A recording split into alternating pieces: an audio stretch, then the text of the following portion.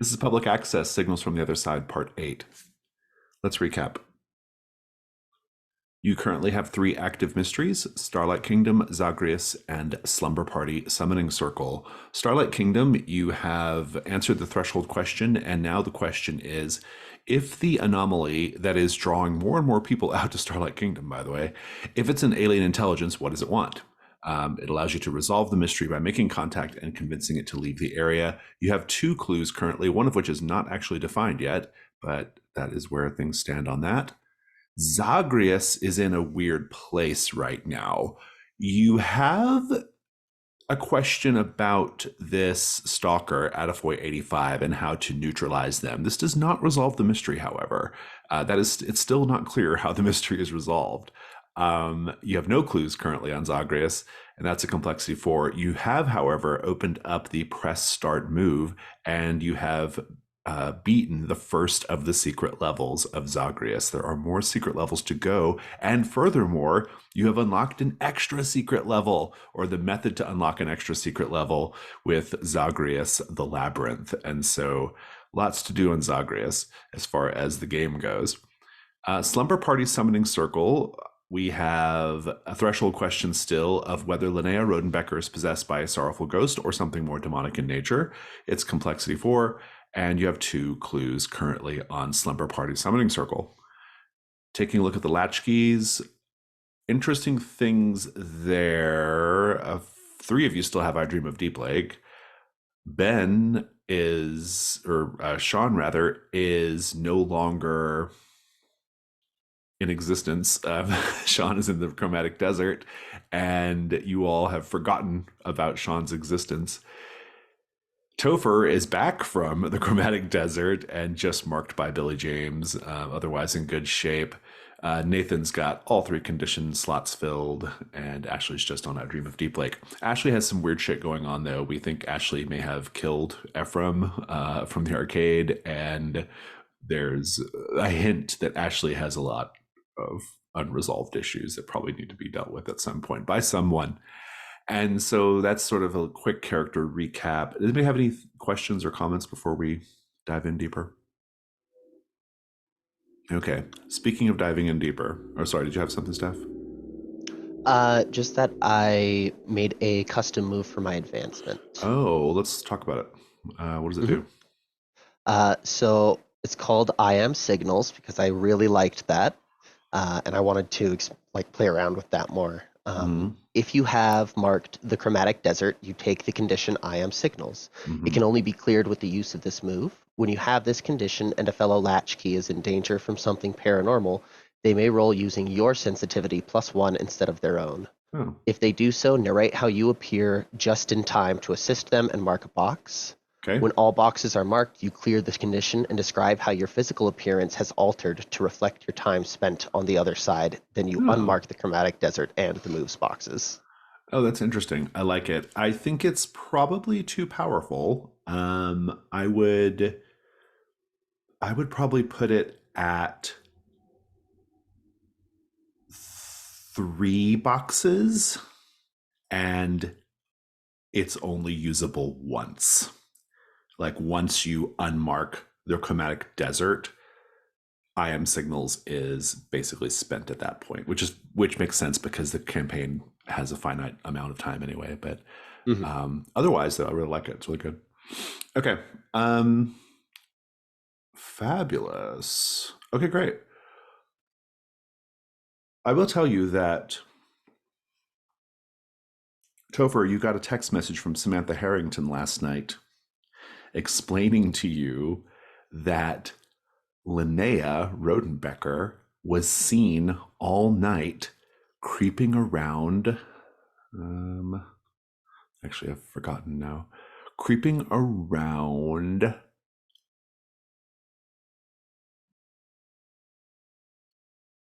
the church, a Hmm. Catholic church, Our Lady of Pure Waters. She was seen there last night, and eventually someone called the priest who came and sort of took her in and just tried to help her. She apparently was really weird and unresponsive, and Samantha went to go pick her up this morning, and she's not there. So, just a little note about Linnea Rodenbecker going and looking at things and being in places which could be relevant. Let's talk about the day phase. We don't need to introduce a mystery because we already have 3 active mysteries, and so let's just see what everybody wants to do today. Nathan? Nathan's gonna need to get nostalgic with somebody because he's in a bad way. Mm-hmm.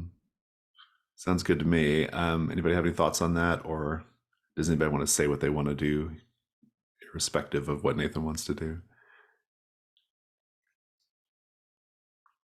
I think Sean will be sticking with the Zagreus cabinet, but I also find a something at the beginning of the session. That's right. Yeah. Do you want it from me, or do you want to define it yourself? Being uncertain what I could find in my current state, I'll take it from you. Sure. Let me think about it for a moment.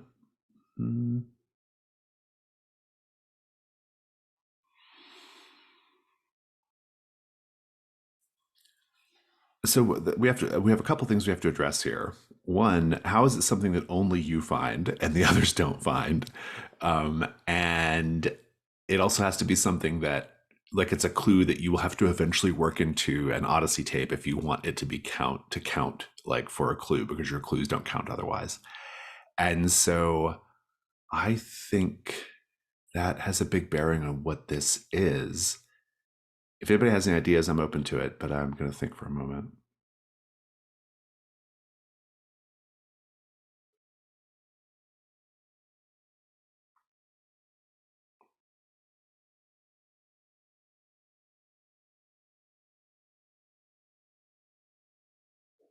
Okay, got it.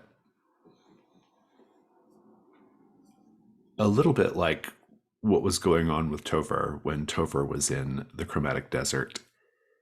You actually see that there is a cat, a small white cat, trying to get into 26 Rodenbecker Street, and it makes all the normal, like, scratching and mewing noises that cats make, except for a couple of things. One, the others in the house are seemingly unaware of the cat. They do not hear it making any noise, and they walk right by it whenever they go outside for a cigarette or whatever. And two, the cat's mewing has a slightly distorted sound. It doesn't just sound like a regular meow. It has like a kind of grainy, staticky, blippy, bloopy, scratchy meowing sound. That's your floating clue. Great. You can give it a name if you want. Lo-fi cat. Yeah, lo-fi cat, exactly. Okay, awesome. Let's keep going here. So Nathan is looking to do a nostalgic move. Ashley, what are you going to do today? Yeah, I'm always fine with nostalgic moves. Also, you can clear two potentially if you're in a really bad way. So that might be nice. And I think other than that, I think I want to go talk to Emily because we picked her as a reward, so we get an extra clue, and I want to ask her about the lights and stuff, like What's her natural specific way environment. she helps? I think the natural environment. So I was like aiming right, to angle it in a way of like, is that normal? Have you seen that before? Like that kind of Yeah, I stuff. love that. Also, I don't know if anybody has marked the Wandering Monolith yet, but this might be a great opportunity to do Wandering Monolith That'll be investigation as well. Nathan Yeah. will be doing that after his nostalgic move. Yeah, sounds good. Sean, you have that option as well. It might be different for you because you're in the Chromatic Desert, but nevertheless, it's an option. What do you want to do today? I think I'll keep working away at Zagreus, considering. Yeah, I like the idea of you being able to play the perspective. game. You can like play the game, just like it'll look like the game is playing itself, but you can certainly keep at it. Is Zagreus at our house now? Did we move it away from Yeah, you took Vertex? it. Yeah, Nice. Yeah. Topher, what are you going to do today? Well, Topher is kind of, I feel like, beholden to the whole slumber party thing. Like, she needs to figure out what the hell's going on with Linnea, and I mean, especially if she went to a church and like didn't catch fire, that's big. Yeah, I mean, yeah, but we'll see. We don't know if she went inside. Well, it was kind of intimated that the priest helped her, but we don't know where the priest took her. So, but Samantha can't, like Linnea at some point slipped out of reach because Samantha doesn't know where she's at. So, Yeah. Okay, so where are you going to head to initially? The church or somewhere else? I think the church first. Okay, sounds good. Why don't we start with the let's get a little action going before we get into a heavy RP scene. So we'll start with the church.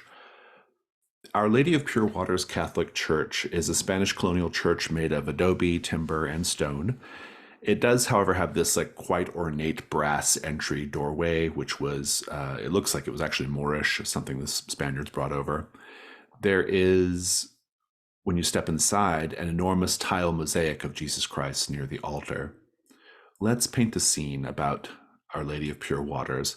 During the 16th century, Our Lady of Pure Waters was the site of a number of exorcisms and other battles with the forces of hell. What subtle evidence of those times can you see or feel even today? There are holes in some of the plaster, little tiny things that might just look like wear and tear, but disconcertingly resemble, in a patternist kind of way, fingers digging into the walls and climbing across the ceiling, hands from a number of demonic figures just crawling around.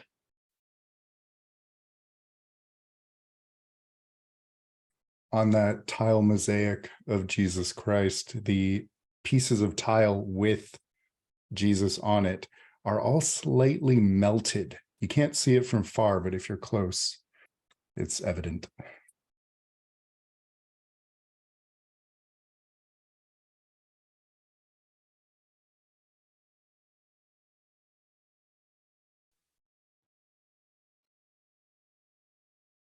In the very center of the church, there is a spot that absolutely no sound from all around makes in. It is this pinprick of complete and utter silence. If you step up to the altar, there is a spider web crack in the middle of it. And that spot feels unnaturally cold all the time. Topher, do you have the sandstone arch marked? Mm-hmm. I think you are basically you're approached right away by the apparent priest of this church. He's wearing a black shirt with a Roman collar, and he has kind of a gold tooth grin, salt and pepper hair. He comes out, and he comes out initially to greet you, but then once he like sees your face, his eyes widen a bit, and he says, "Oh, praise the Lord. Praise the Lord. I'm Father Rogelio Martinez. I hope I don't want to upset you or disturb you in any way, but I saw this moment in a dream. You walking through the church doors, the morning light coming in through the stained glass. I saw us having this conversation. I prayed that God would show me a sign about the person I think you're probably here to inquire about, Ms. Rodenbecker. He sent this dream, and now he has sent you. This is remarkable." Huh. Well, Did you bring Mr. W also? yeah, He's absolutely. Like, and he kind of kneels down and he says, "And you were in the dream as well, fellow." And he pets Mr. W.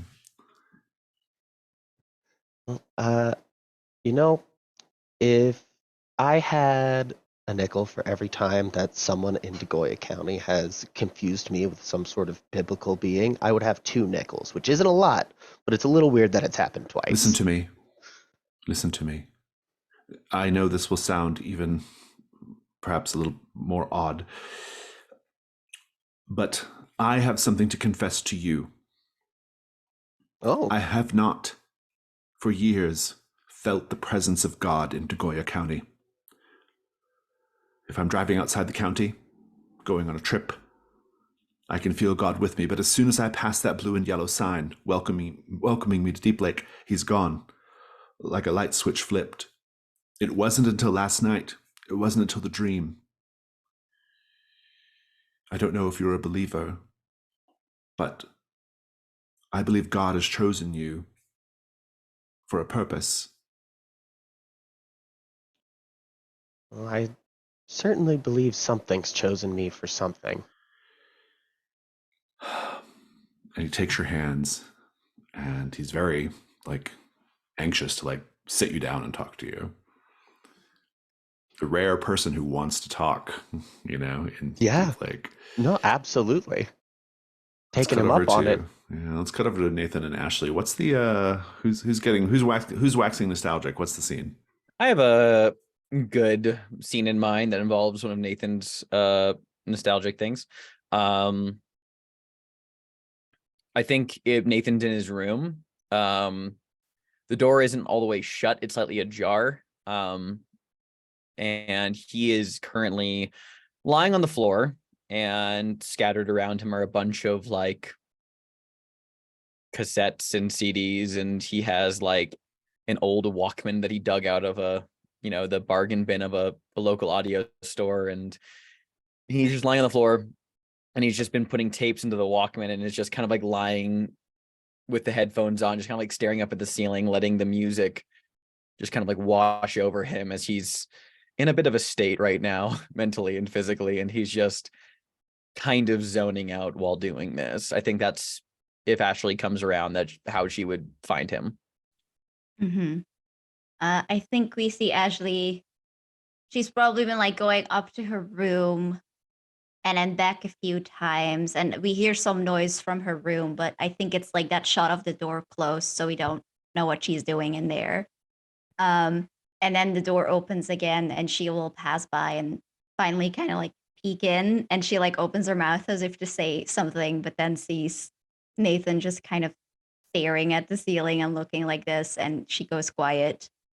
And I think for a moment she just kind of watches him, like just like quiet and fond at him just having this moment. And then there's a moment where she thinks maybe he wants to be alone, and then maybe he doesn't want to be alone. So she quietly walks in, and I think she'll just like tap him on his shoulder to let him know that she's there and go like, Yeah, he kind of like his eyes, he was looking up at the ceiling, so like when you enter his periphery, he kind of like snaps out of the reverie he's in and like looks over and just like, oh shit, takes off the headphones. Oh, hey, sorry, were you trying to get my attention? I was zoning out there for a bit. oh, that's okay. What were you listening? Um, I'll be honest, I actually kind of zoned out for the last 15 minutes. I think I've gone through. I started listening to Pink Floyd's The Wall, and I've gotten through a few of those songs. Yeah, Comfortably Numb. Okay. Yeah, currently Comfortably Numb. I don't think I've ever heard that one. Is that bad? I I don't mean, actually listen to that much music. well, that surprises me more than you not having heard those songs before. Like, you definitely strike me as someone who listens to a lot of music, Yes, which I guess, I mean, I haven't actually heard or seen you listening to any music in the several weeks we've been here. So I guess that's kind of just an assumption on my part, founded in nothing. that's okay. That's a lot of humans do that like all the time. Fair enough. Can I listen?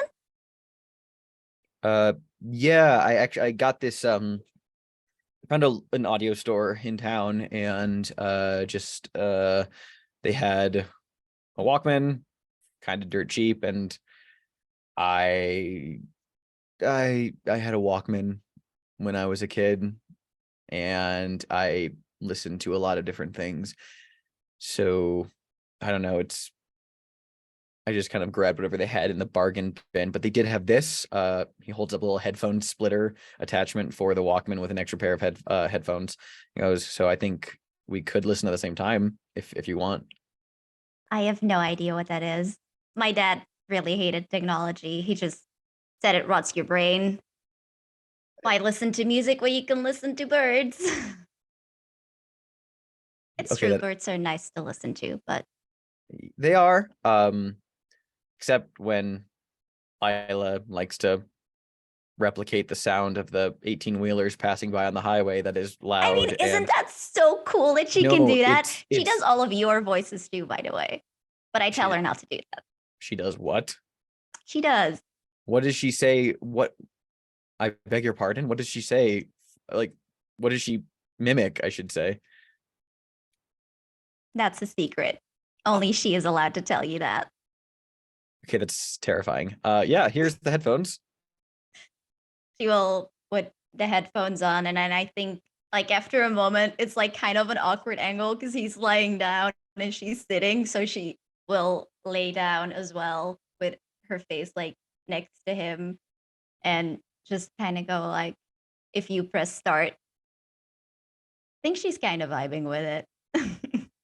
Yeah, he'll reset comfortably numb from the beginning.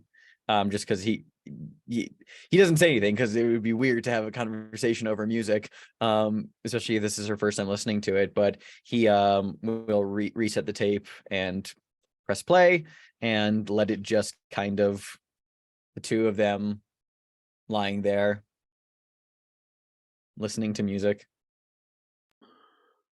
for a bit. Is that the scene or? I'm fine with that being the scene unless there's anything else they want to talk about afterwards. But yeah. Sounds good to me. What do you think about conditions cleared here, Nathan? I think it's nice to be not sore anymore. I'll give you that. Yeah. And I have an argument for marked by the anomaly, but it might be that, and I'm fine with it not getting accepted, but I don't know, like the idea of like the kind of, since the anomaly has been basically manifesting as like a bunch of like my own memories and mind stuff, this kind of two-factor of the kind of calm in the moment, present day grounding situation of being with Ashley while letting the music wash over him, kind of in a way washes the kind of I'm into stain it. of the anomaly. Yeah. Cool. I'm into cool, it. Cool. Yeah, I like it. There you go. Power of music and Power of friendship. music. Good. Ashley, you can't clear yours, unfortunately, but you do get to stumble on a clue, though. So be thinking of what your clue is and for which mystery it applies to. And we'll check in with Sean. Sean, the Zagreus cabinet is unattended. I think they put it in the room where that was your room, or kind of is your room in a way. That like, yeah. So it's there. That's even better because it means he heard all of that and he's just. So I think after verifying that none of them could see him or the cat, which I think he's picked up and is carrying under one arm like a football, he's going to approach the cabinet and say, well, this worked last night, sort of. It's something. Let's give this a go. Indeed. Hey guys, I'm trying the cabinet. Yep. You get to the secret levels. The descent is the one that you beat last time, or whoever was playing last time. I think it was maybe Ashley. I don't remember, but No, it was Topher, I think. Oh, it's Topher. Okay. The next level is the river. The river is a black river with white pixel waves. There are souls of the drowning, damned, screaming in 8-bit tones inside the river. The gameplay of the level itself is just a buggy ripoff of Frogger. This level requires you to complete a navigational challenge to cross it. There is a paint the screen question here just for you, Sean. A pixelated object in the river makes you think of a deceased loved one. What is it?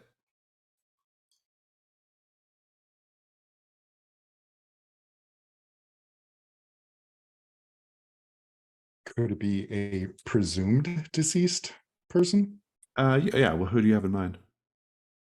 I think he's going to find that ring that he tossed into Deep Lake that was meant for Eric. Oh, Yeah. Mark? Mark. Mark. Thank you. Mark. Yeah. No wonder he broke up with you. He kept calling him Eric. Interesting. I like it.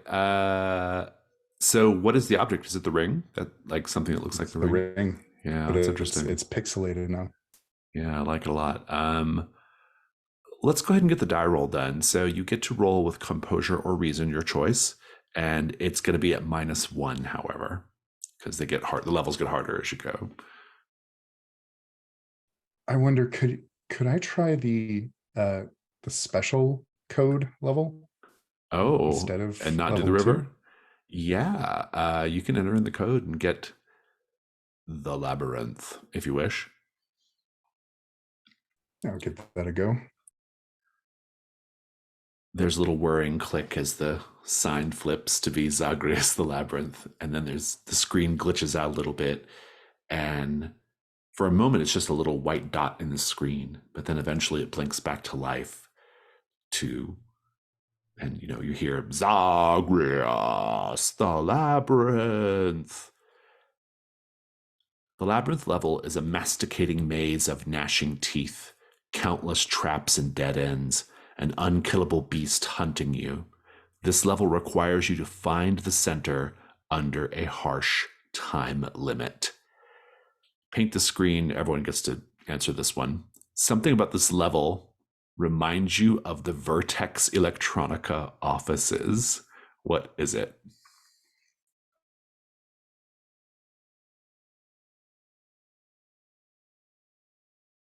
There is a dead end in one of the corners of the maze that is a pixelated rendition of the break room, including where the cabinets are and the old TV. And if you interact with the TV, it's almost like when you point two mirrors at each other, the game goes into like infinite tunnel vision for a little bit before snapping back and cutting that. There are a bunch of enemies walking around the level, and they're all twinks. They're all walking Twinks candies. I think in one of the corners, there's actually a little television with a little pixelated rendition of someone putting the code in.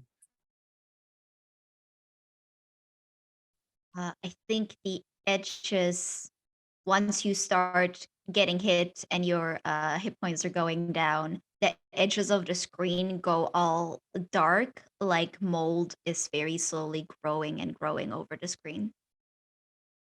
Nice. I love it. Okay, well, same thing.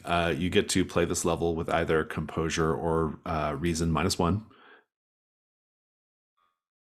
Yeah, I will do. Well, it's the same either way. So composure.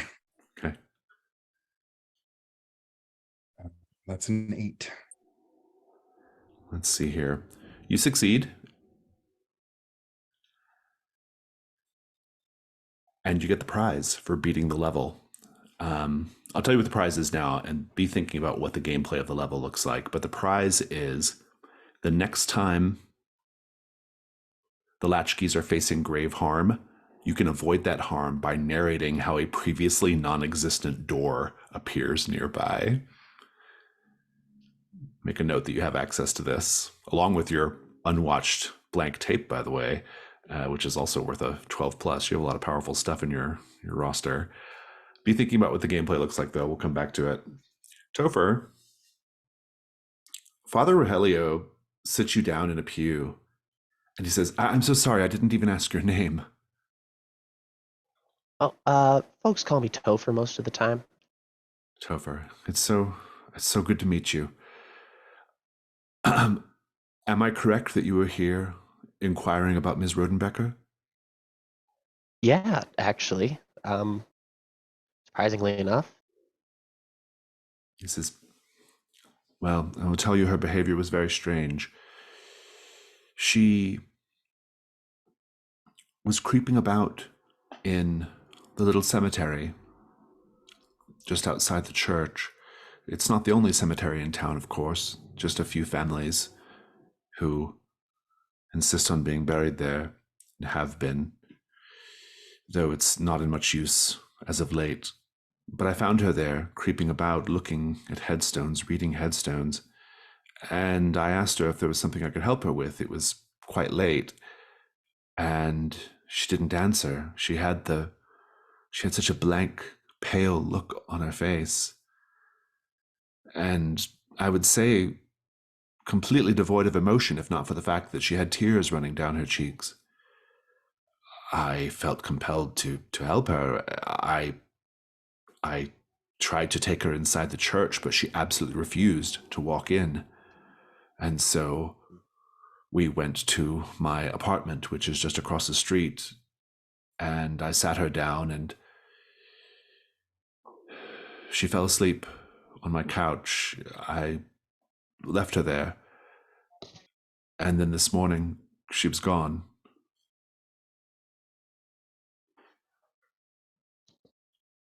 Huh.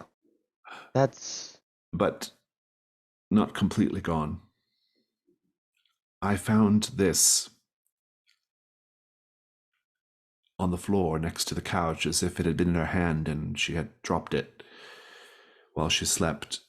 And he pulls out, it's like a plastic doll hand wrapped with white thread. He says, this looks like pagan nonsense to me, but, well,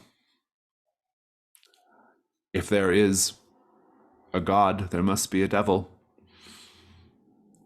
And if there is good power in this world, there must be evil. I believe that Ms. Rodenbecker is under the sway of some sort of power, and I have a feeling that Degoya County itself is in the thrall of something utterly evil. But perhaps that's just the priest who works at a church historically used for exorcisms talking. well, I mean, it does make some sort of sense, though. I mean, if you say you don't feel God in Goya County, but if you don't, is it that you're feeling the absence of God or the presence of something else? No, it is the absence of God. I don't know if you've sensed it, but the whole county, Deep Lake in particular, it is like a void. There is a hollowness here. It's hard to describe, it's hard to explain, but sometimes when I speak to people, I feel as if they're just saying things to me as if they've always said them, like on a repeat, like the rerun of a television show you've seen a dozen times. Like they don't know what it means to be here and now, and like there's something fundamentally missing at their core. I know this sounds completely foolish, but it's just feeling.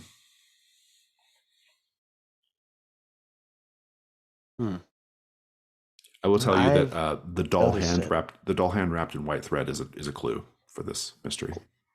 I figured. Well, that's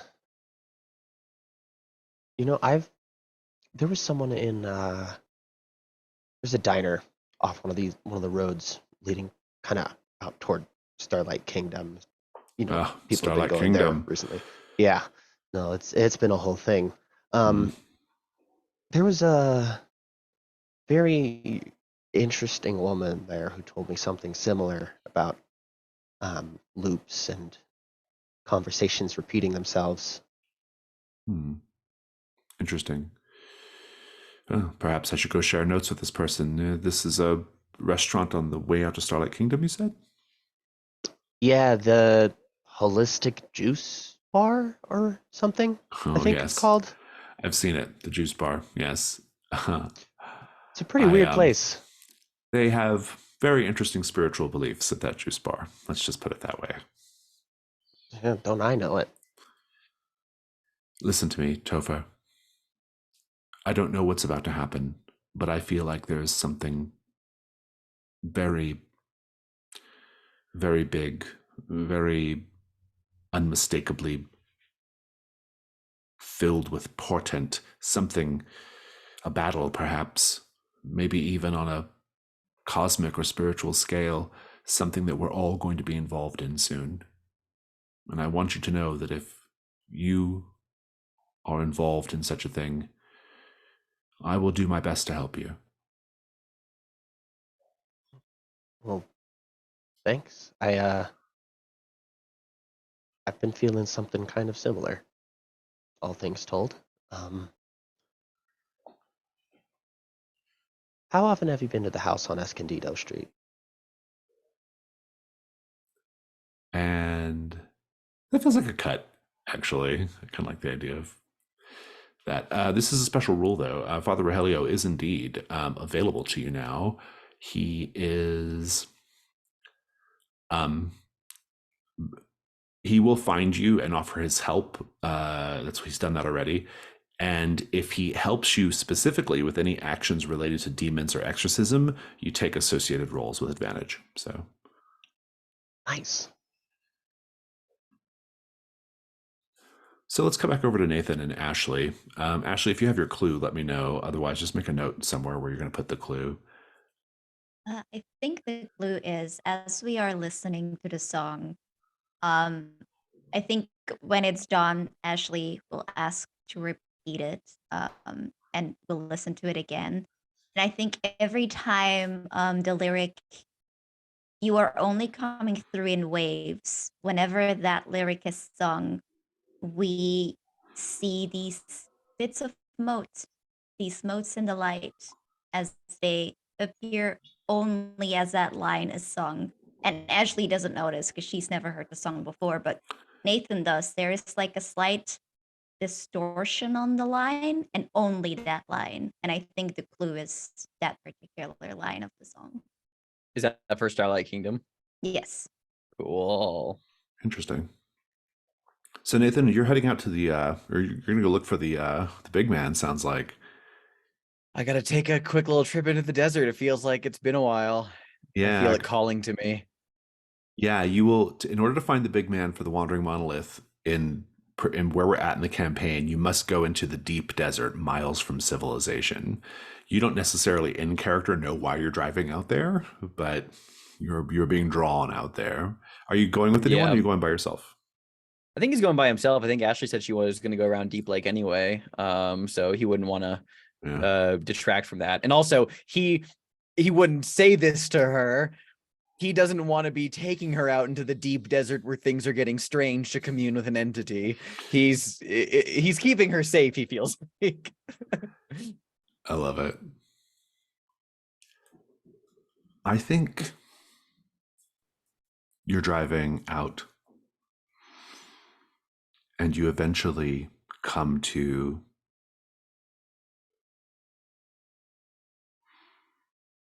I think you come to like a little encampment. You get out of the car, you walk a little bit, and you come upon this encampment. The sun is high in the sky today. It's very hot. And this encampment there's a fire that is just embers now. And there is what appears to be, it's a tent, but it's a tent, but it's not like a modern tent. It looks like it was made with tarp and sticks. And there are pictographs painted on the cloth on the outside. and you hear someone calling from inside the tent. I was wondering how long it was going to take you to come out here and find me. Yeah, can I come in? Yes, there's plenty of room for us both now. Nathan tentatively approaches the tent and pushes the flap aside to like look inside with a great deal of trepidation. Sorry, hold on. You see the big man. He is laying inside on a little small, bedroll. He is still very tall and long, but he's very gaunt. His eyes are milky white. You can see his flesh decaying off the bone. You can even see bits of bone sticking out. His teeth are yellowed and missing in places. But it's unmistakably him. I think Nathan has to raise his sleeve up from the smell that no doubt is coming off of him. Mhm. Oh my God. I do apologize. I was hoping to go out into the sun today to bleach what remains of my body. What is happening to you? Oh. Have I ever told you the story about the time I once visited a farm out Missouri way? I was tired, desperate, even more tired and desperate than I am right now, on the verge of death, as I recall. The family that lived there took me in. They nursed me to health. They had the most beautiful children I'd ever seen. Healthy, sun-kissed children. Each of those children, there were 7 of them. They told me stories. One by one, over the course of 7 days and 7 nights. They told me stories from the Bible, but not the stories you know from your King James. They told me stories that never made it out of the Bronze Age.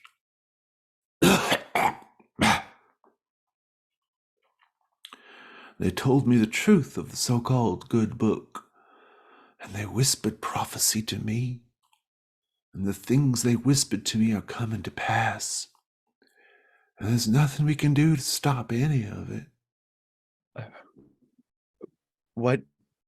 Stop what? What is coming to pass? Here, I think I'd like to go ahead and trigger this move. Sure. So the Wandering Monolith says you can now seek out the big man.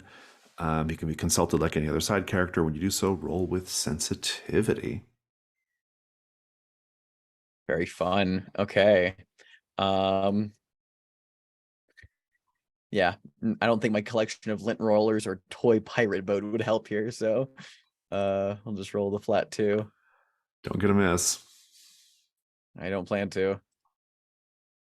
Okay, that is an 8. I am thinking about marking to get that 2 clue benefit on a 10 plus. Oh, it's up to you if you want to. Yeah. You still have a I fair like amount having- of Key of the Child left. So. I do. I want to start using those more often. So I think I'm gonna mark a Key of the Child. So I'll give you 2 clues. We'll come back to this in a bit. Let's check in with Sean and the gameplay of the Labyrinth level. What happens here? I think as Sean navigates the maze, really getting into the game, he set the cat on top of the control area of the cabinet. He's got his tongue sticking out one side of his mouth. He is right there, as close to the screen as he can get. And it almost, what he's seeing is almost reaching out towards him in his focus. He barely notices, but he manages to avoid the gnashing teeth and the traps just barely most of the time. And he reaches the end just as that beast turns the corner, and he dashes across the finish line. Very nice. You now have the ability to make this door appear whenever the Latchkeys are in danger so that they can escape from said Does it danger. have to include me being in danger, or can I don't it think be- so. No, it's just something that Okay. will happen for the Latchkeys. But you as a player control when it happens. But I mean, it says technically the next time, but we can be, we can interpret that as needed. Ashley, what are you doing today? So I was gonna go to Emily, but I'm also wondering, does Deep Lake have a mortuary where they would have put the body of FG? Oh, yeah, probably. Although it's been a little bit though. It's been a few days. Mhm. He Yeah, might would it be still be there? he might be in the ground already. But I'm interested in this idea though, so I'm gonna roll with it. I think there's probably not a mortuary. There's probably a funeral home, and maybe Mhm. FG's funeral's getting ready to happen. They've sent out public notice, and Mhm. so his body is at the funeral home. Yeah. I think Ashley will go there. I think she wants to see/remember what she's done, or Are you may just have are done. you gonna sneak into the back where the bodies are, or are you gonna just walk into the front and try to? I'm gonna sneak in. I'm gonna sneak in. I like this as a day move. What do you afraid is gonna happen if you fail? Yeah, I'm afraid people are gonna see me sneak in, and that's hella weird and suspicious. I would say so. Go ahead and roll with composure. Let me see if there's an item. I'm remembering items. I'm I was remembering they just about to exist. call you out and be like, Jazzy, remember your items exist. I do, however, not think that I have any that would help me right now. But I remembered. Let's try it. I have keys. It's fine. It's a 10. We're good. Okay, We're very good. Go ahead and just give me the scene of sneaking in. Yeah, I think we see, she's kind of still smiling, almost absentmindedly going there. And while she is smiling, there is a thoughtful look in her eyes, a haunted look, some might say. And I think the closer she gets, um, she has this way about her where it just looks like she knows where she has to be. That kind of way that people just tend to dismiss because it's not, it's just something happening. It's not something you need to pay attention to. And then with an ease and an expertise that a girl like her should not have, I think she waits until someone opens the door and it swings open. And then when it goes to swing back close and that person is gone, she sneaks in at the right exact moment. I love it. We're going to take a quick break, but I want to check in with everybody just to find out what everyone's going to do. Ashley, we know what you're doing. And Nathan, you're sorted right now as well because we're going to talk about clues. But Sean, what are you going to be doing when we get back? Play another level or do something else? Yeah, I think I might do another level. Sounds good. And Topher? I believe me and Father Rogelio are about to go to the house on Escondido Street. Ah, very good. Interesting. Okay, what is your hope there? I want to basically show him yeah, no, things are going weird. Look at this little ghost boy we found. Yeah. And feel the evil in this place that used to be here. I love it. Okay, sounds good. Let's go ahead and take a 5-minute break. We're back.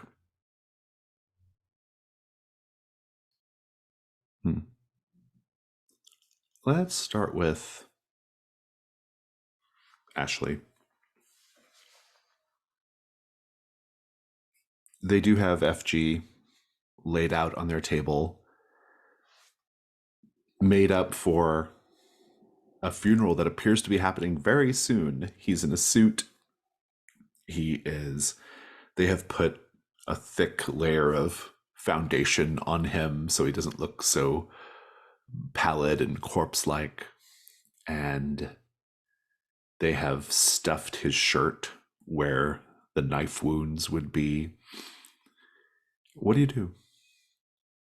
I think we see Ashley approach very, very slowly. It's like she wants to see, but she doesn't want to see, but she has to know, but she doesn't want to know, but she has to know.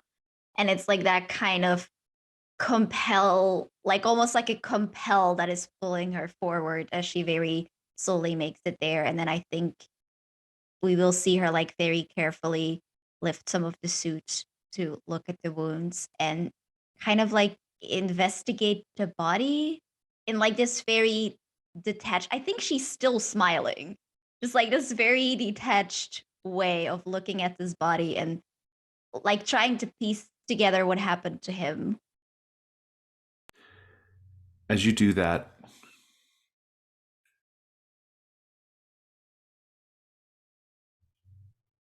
as you lift his, open up his shirt and to try to examine his body, he speaks.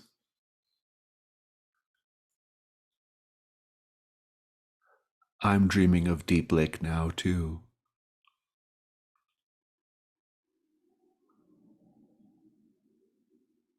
What did it ask of you?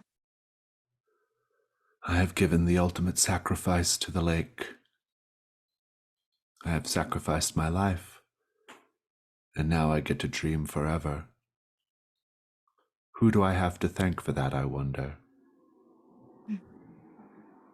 You're welcome. Make the meddling move with disadvantage. With what stat? Sensitivity. Okay. Um, sensitivity is -1, right? Yes. Then it's an 8. Yes. Not too bad, all things considered. I'm going to give you a condition.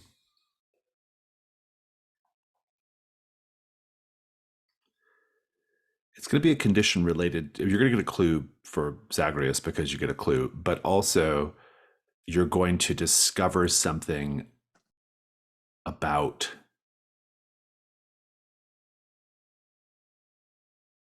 I think I really want to lean into this idea of you discovering something about yourself and what you did.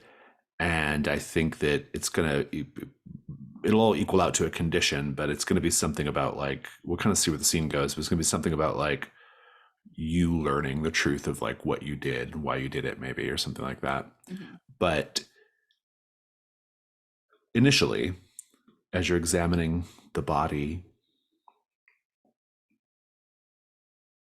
I think he just speaks to you.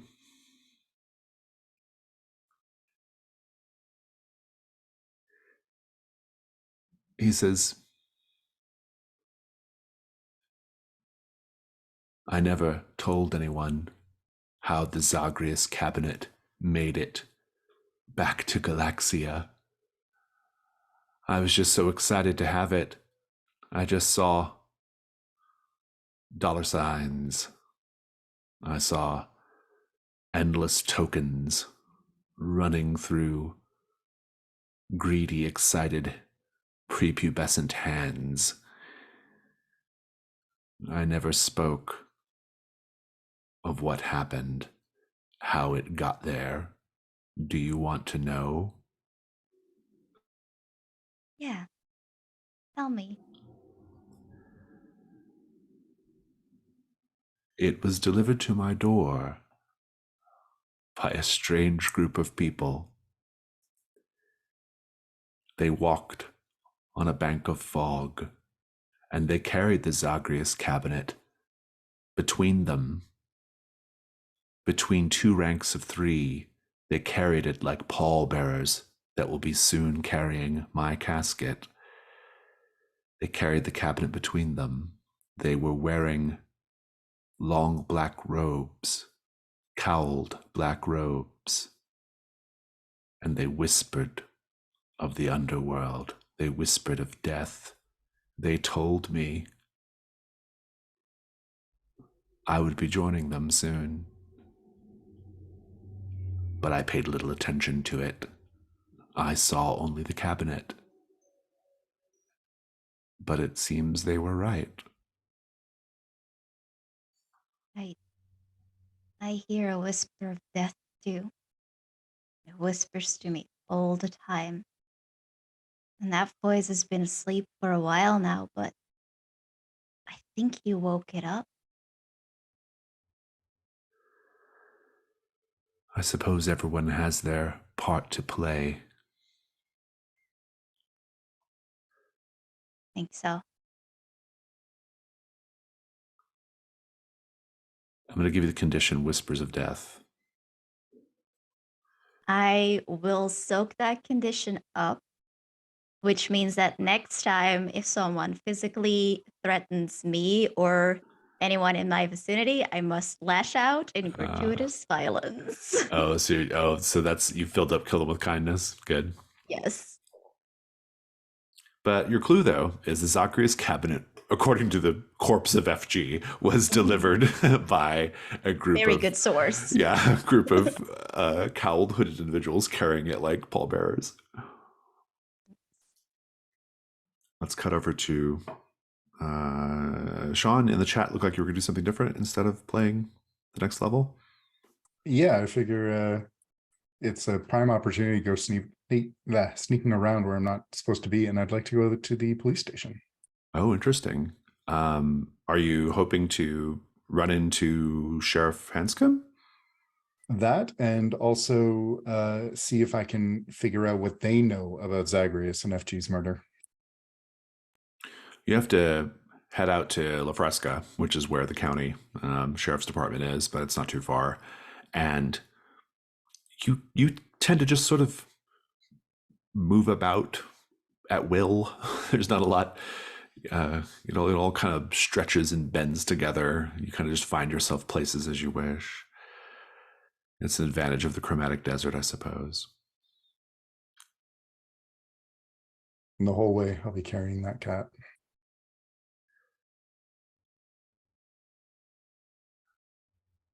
On your way, you are approaching a bridge. It's a bridge you've probably seen in the weeks you've been in the area, and you might even remember it from childhood. The bridge is called La Tristeza, so named. That's the sadness in Spanish. So named because historically people jump from here when they are ready to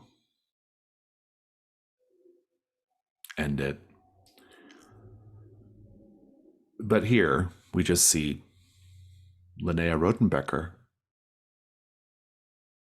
Linnea is approaching this bridge. You don't get the sense that she's going to do anything drastic,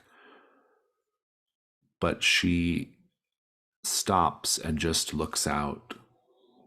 And again, tears streaming down her face. What do you do?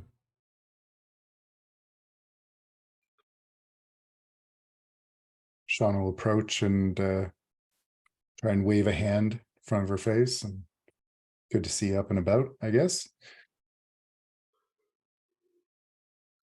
She turns and looks at you.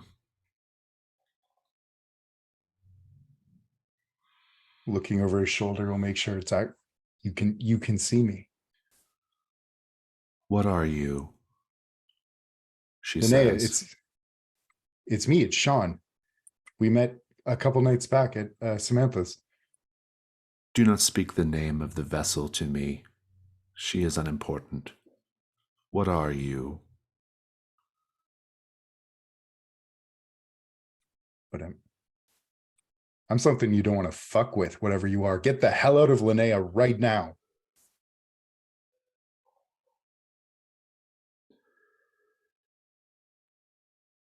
Linnea, she takes in a breath. She says, "You're just a lost thing. You're a lost thing that will never be found." Maybe. But I know where you are. I know where Mark is.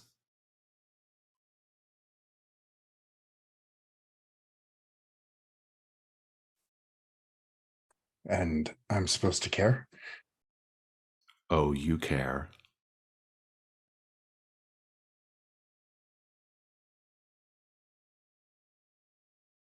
You're not going to tell me. You're just going to taunt me. I'm going to send you on your way. And you find yourself walking up to the sheriff's department steps. How do you feel, though, after that interaction with Linnea? Or whatever the entity is inside of her?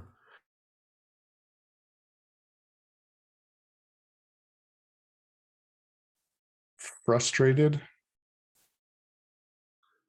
I'll give you a condition. Toyed with. Frustrated. I like frustrated here. Take that as a condition. And let's check in on Topher and Escondido Street. Father Rogelio actually stops and he's looking at the trees and the grass and the plants. He says, "I would recognize the signs of a recent exorcism anywhere.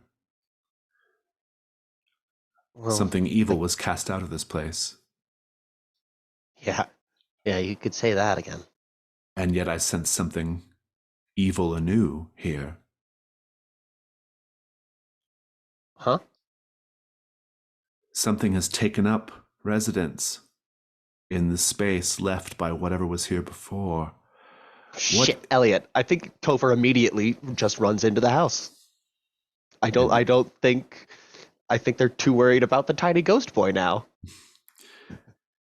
Father Rogelio lets you run off. When you go into Escondido Street, it's immaculate.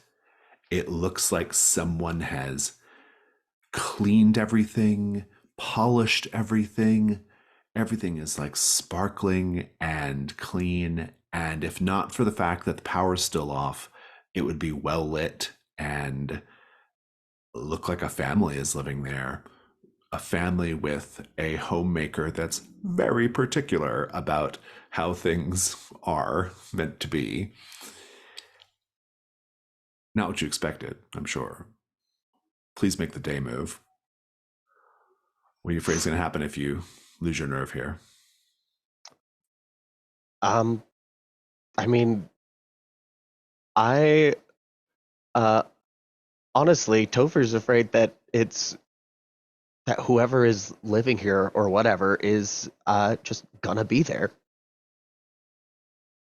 Make the day move with composure. That is +1. 9. I have to tell you how you'll be vulnerable. If you continue in this way, I am going to make you a part of the ongoing found footage horror movie being shot currently in Deep Lake. Well, I love that. Please take a condition found footage. And everyone else, as Topher is moving through the house, everyone else gets to narrate Topher being watched by Paula, Leo, and Elliot. Topher can't see them or misses them, but they're in the scene. Whoever wants to take whichever one, say, and narrate it. I'll take Paula. Actually, just think on it for a minute. Okay. We'll come back. Gotcha. Meanwhile, back with Big Man. Big man says, you and your friends, you were not the first. You were not the first to ask questions about this place. You are not the first to get close to what is really happening in this place.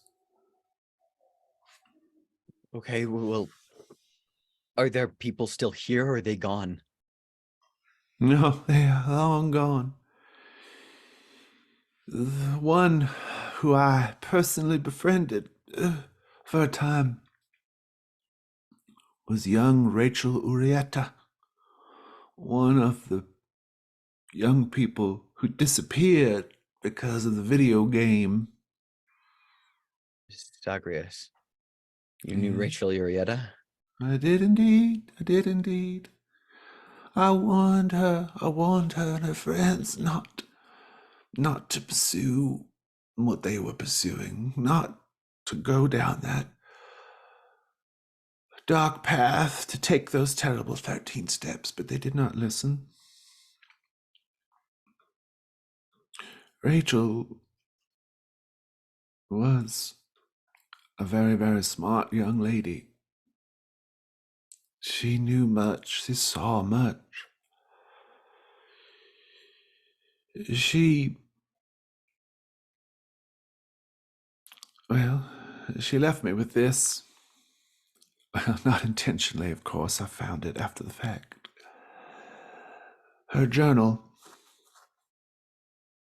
If you read through it, you will discover that she had many interesting thoughts and observations about the unstoppable forces of entropy in the universe. Okay.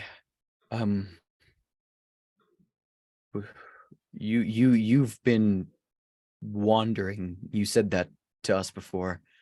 You're a wanderer. I am indeed. I am indeed. Is there something I can do to help you? No. No, I'm afraid not.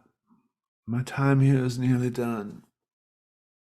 Well, but you, okay. Well, if you're going, then you've avoided a lot of our questions. But if you're dying, then please, everything that could help us. I don't know what you can give me, but I came out here. I need to know more about what's going to happen to us. What is going on here?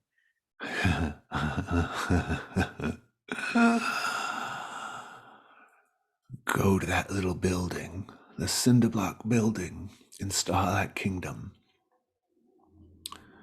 It wants you there.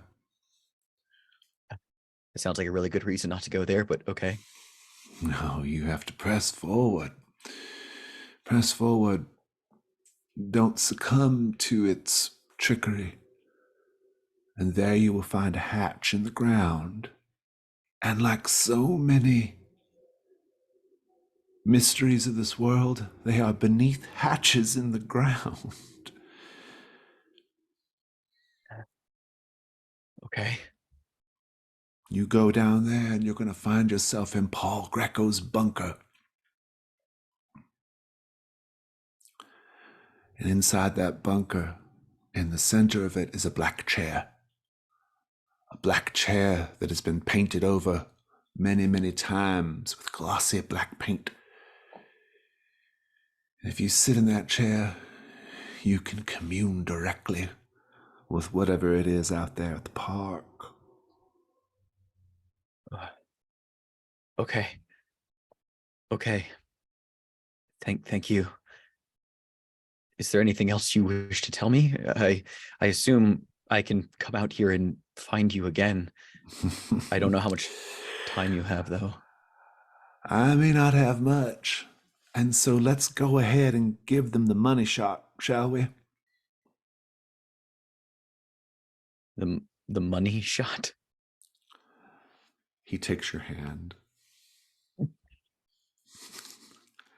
His hand is a dried, twisted thing. Yeah, this is one of the bad textures for Nathan. Yeah. And he looks at you and he says, "You must learn to let go of your fear, Mr. Toomey. If you ever hope to discover the truth, the real truth of what's happening here." Okay.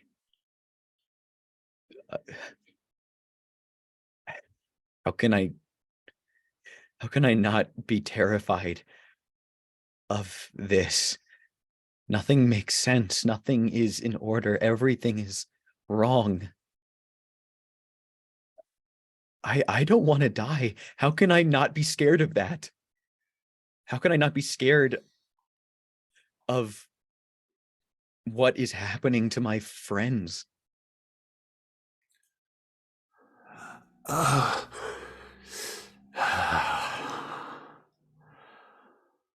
Line. Death is just the start of another journey, Nathan.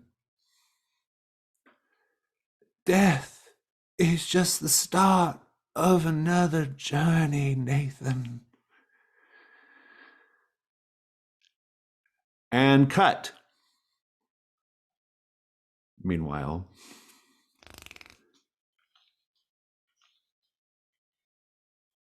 let's go over to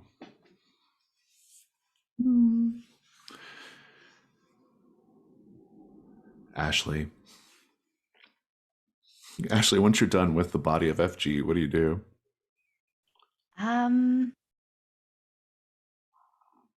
think now I'm here anyway. I think I might as well look around to see if I find something else that could be a clue. Or something that I can swipe if it points to me. Indeed.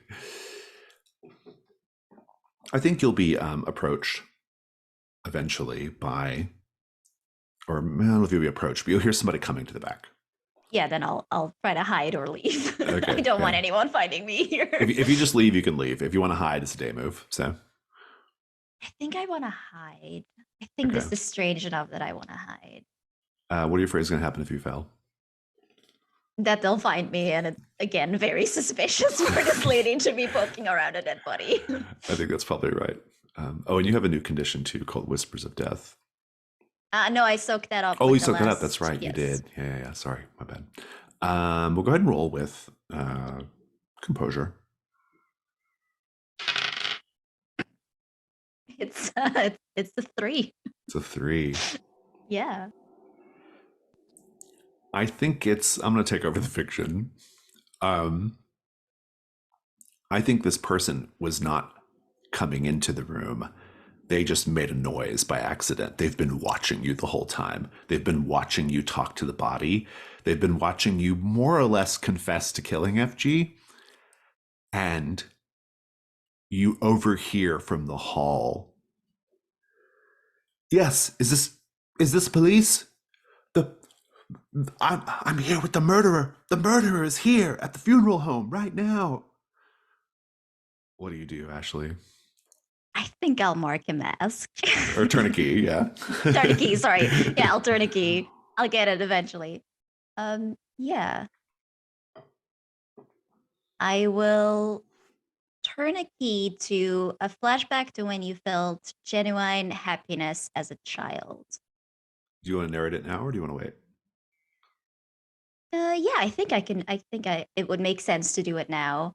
Okay. I think we see her look around this funeral home, all these signs of death, and then we like flash back to the past, a beautiful forest, tall trees are looming. There's an open patch where Ashley is dancing. She is barefoot. She is wearing a flower crown on her head, and she is dancing around a fire, just hopping around and around and around. As we look now, there's a circle around her of adults that are just watching. They're all just standing there watching her dance. They're not smiling, they're not talking, they just look. But she doesn't even seem to really notice them. She's just having fun. She's just dancing. We see her father, but her mother is nowhere to be found. And she goes around and around, and then she takes off her beautiful flower crown, and she's smiling and happy and listening to the birds. All these strange, strange birds that keep singing the same song over and over again. And she throws her little flower crown into the fire. And as she does, we zoom in on that fire and we see that inside it are bones burning. You will successfully hide, and we'll come back to the scene in a moment. I want to check in with. Let's check in with Sean, and then we'll do Topher being watched in Escondido Street. Sean, you can just walk right into the sheriff's department building. I think he'll look around for a minute and kind of stand in front of the desk officer or whoever's standing at the front and say, so I'm just going back there then. And thanks for your help. There's no reply. You He'll actually just see walk Sheriff straight through. Hanscom. You see Sheriff Hanscom, like, his sort of like office has like glass on two sides, so you can see right in, see him sitting at his desk doing some paperwork or something. I think Sean will consider for a minute watching him and then go to the office. When you step into the threshold of the office, he looks up at you and smiles and says, "Hey, it's good to see you again. What's that you got there?" Sean just, oh my God. He'll rush forward. It's a cat. I found a cat. And then you realize there's another young man standing in the doorway. He's brought, looks like lunch, some kind of fast food. And this young guy who you don't know who he is, he's like, "I thought you might be hungry."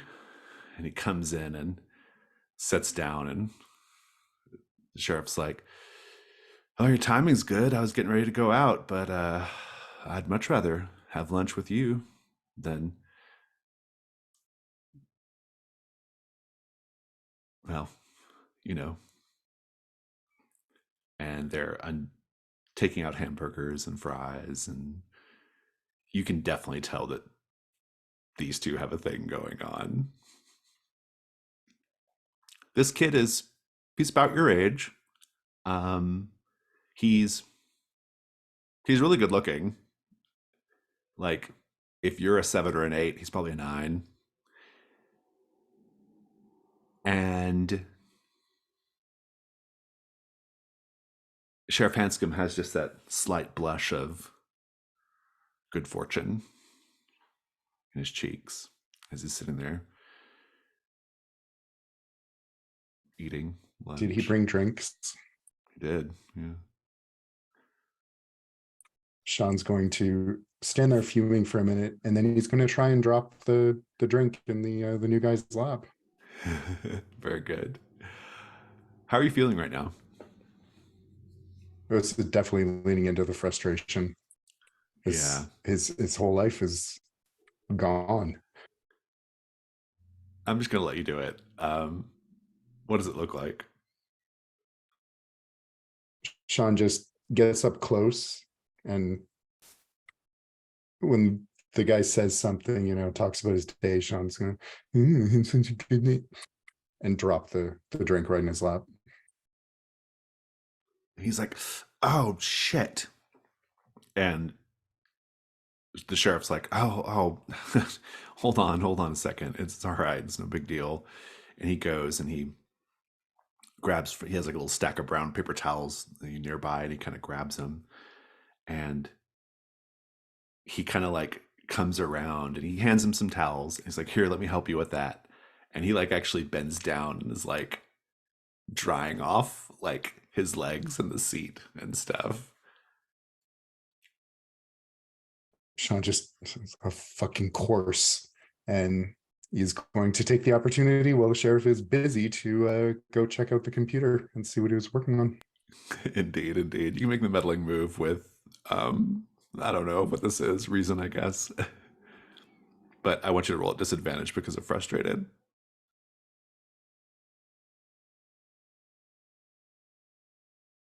That's 9. You'll get your clue, but while you're getting your clue, he's like dropped the shades in the office and closed the door, and they're like making out right now in the office while you're scrolling through computer screens, trying to figure out what they know. How are you feeling?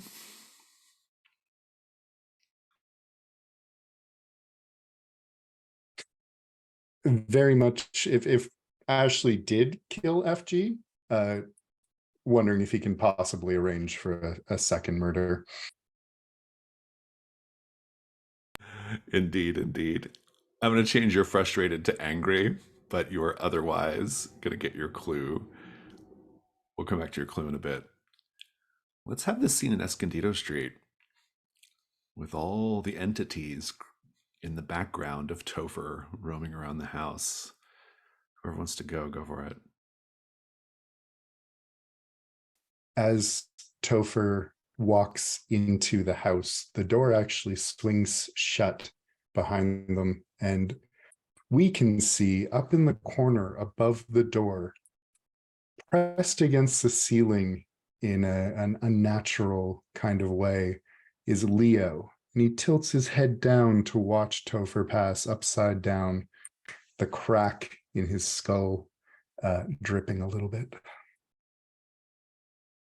As Topher is moving through the house, passing through the kind of attached kitchen and dining room, the room is empty, obviously, but were anyone to look in the reflection of the china cabinet seated at the head of the table in her pink blouse, stiff as a pencil, Paula Palmer, head slightly tilted, following Topher with her eyes around the room, just watching very politely.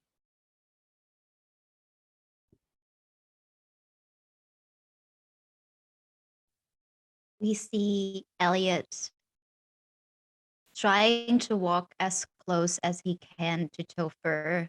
And there's a few times where he reaches out almost as if he wants to let his presence be known. And each time as he does it, Paula just goes like just like this quick little no. And he pulls back afraid and doesn't touch Topher. Very good, very good. So what are you doing, Topher? Topher's actively looking for Elliot, which makes that even sadder. Indeed. I think they probably end up in his room at some point, just like looking through everything.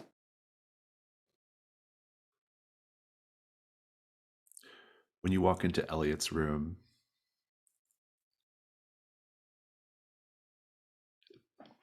there's a chalkboard that was not there before, but it's there now. And someone has written lines on the chalkboard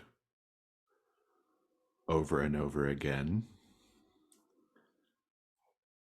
I will not disturb mommy while she's making dinner. I will not disturb mommy while she's making dinner. I will not disturb mommy while she's making dinner.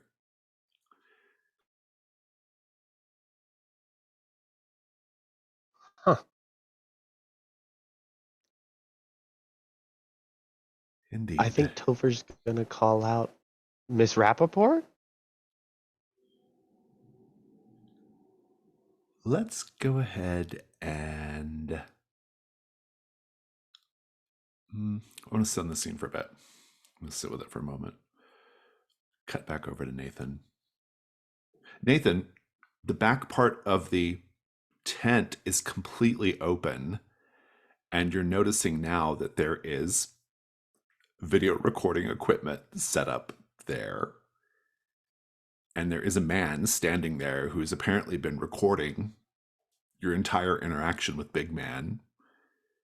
And behind that man, there's like a whole studio of people, men and women, grips, various other people milling about in an increasingly bigger space. And at the very, very far end, there's one poor assistant director who's currently being stabbed to death by Harvey Stosky. No one else seems to notice this.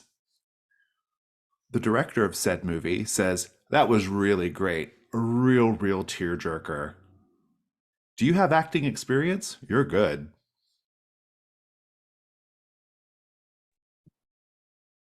Jason, we recorded an episode about this yesterday. This feels like where I'd reactionarily roll a move because this is terrifying.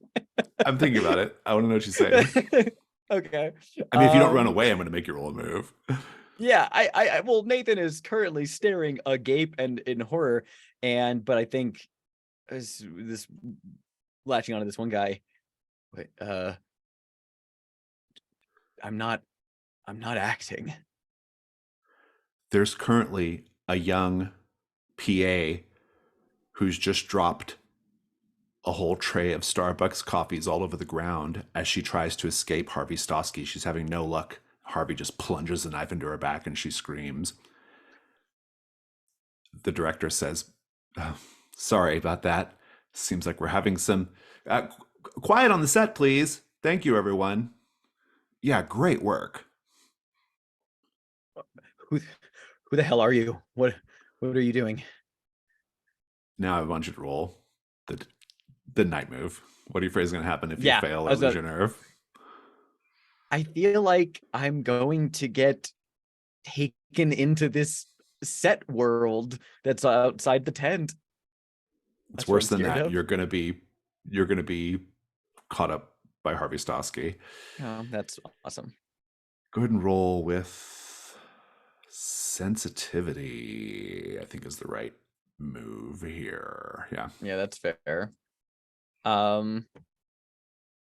Yeah, not a single argument I can find for any of these items. Actually, could I argue that since it's Harvey Stosky, the one committing violence on our side, Nathan pulls out the little toy boat from Pine Rock Ridge and is using that as like a talisman anchor to ward off Harvey because it's a remembrance of his daughter. I like it. Yeah, I'm into it. Yeah, I'll take the advantage. That is a 10. Nice. You can stay here and keep it together. Harvey is getting closer. He gets just a little bit closer, murdering his way closer and closer to the director of the show. He says, "Brilliant, just brilliant. You belong in front of the camera." I'm much more comfortable behind the camera. I think Nathan's going to grab a tent flap and like close it off, like blockade that, and then peek through it again after he shut it. When you peek through, you see a guy with a boom mic and a dagger or a kitchen knife has just burst through his throat from behind, and he slumps and falls down. And Harvey's just standing there continuing his assault on the studio. I shut the flap. I'll let them deal with that. I look to the big man. He's not there anymore. Okay.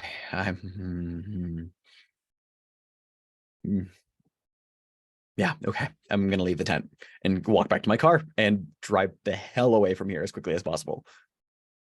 Indeed. Let's wrap up this day phase. Ashley,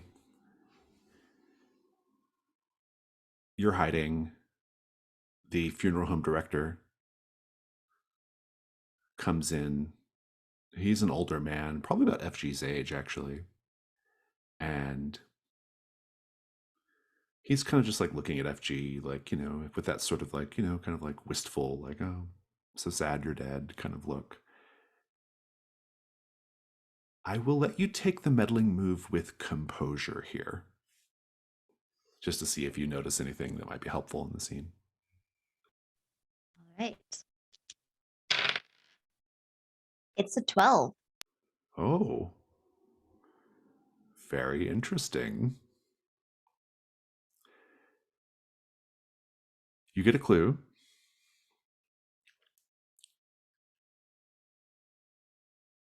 I think you're hiding, let's say,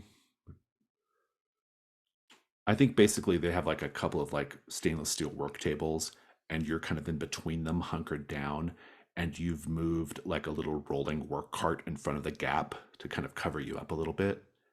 And there's an Odyssey tape right there on the cart. You recognize that purple clamshell anywhere. So you have an Odyssey tape. And I'm going to give you a clue as well. This is for Zagreus. Let's see here.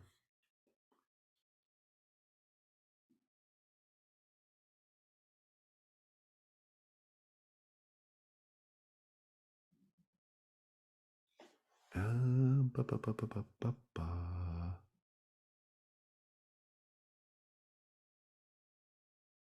Oh, okay, this is good. There's a newspaper on the cart turned to the obituary section with notes written in the margins. This is one of those clues you have to give context to when you're getting ready to answer a question, but that is the clue. The tape you found, let's see. Which tape did you find here?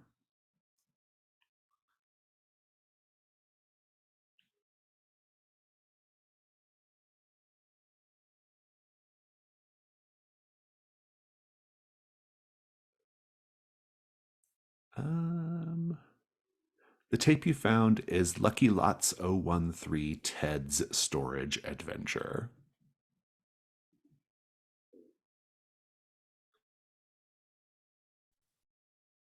I will snipe it. Indeed. And that'll wrap the day phase for you. Let's go ahead and go over to.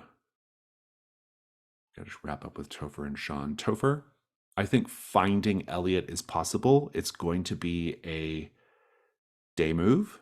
What are you afraid is going to happen if you fail? Topher's afraid that whatever new evil is taken up here has, killed or done something worse with him. Indeed. Go ahead and roll with. I don't know if you can kill a ghost. So Yeah, roll with probably just composure for now. Maybe sensitivity. Yeah, composure's fine. 8. You see Elliot.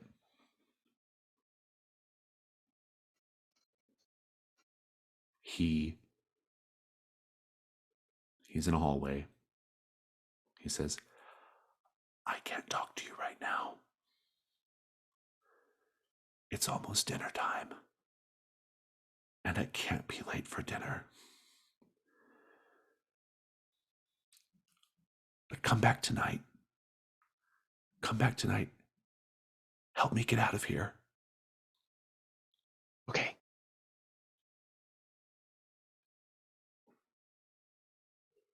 And finally over to Sean.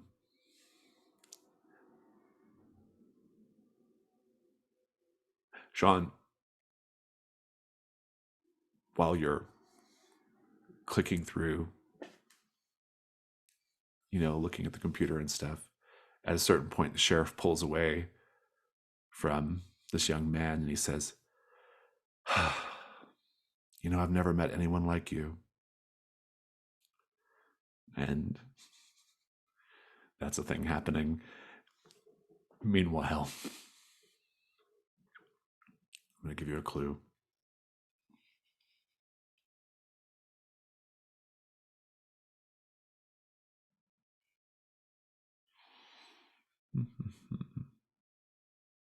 The clue is actually not on the computer.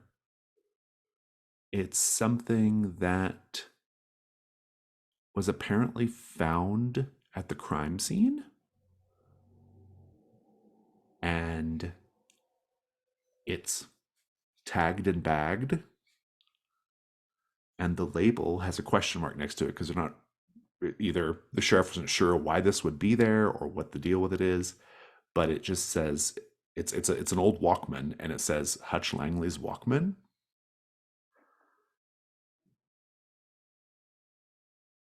And there's a note that it was found at the crime scene. And that's your clue. And I think with all that said, we'll move over to the dusk. As Sean leaves, could he kick the leg out from under this guy's chair before walking out the door? Yes, I think you could do that.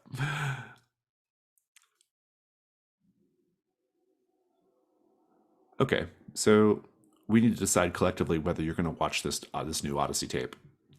Otherwise, we're going to decide what we're going to do at night. I don't think the vibes are there to watch the tape tonight. So regular night move. In that case, or night phase, what would you all like to attempt to answer a question right now? What's available? Let's see. We have 4 for Starlight Kingdom, 4 for Zagreus, but that one doesn't resolve anything. It'll just remove Adafoy, and Adafoy hasn't actively been a danger to us yet. And we only have 3 for Slumber Party. What are we thinking, gang? I think it's worth pointing out right now that Adafoy is no longer the danger to you all. He's a danger to Angela Hoskins now. True.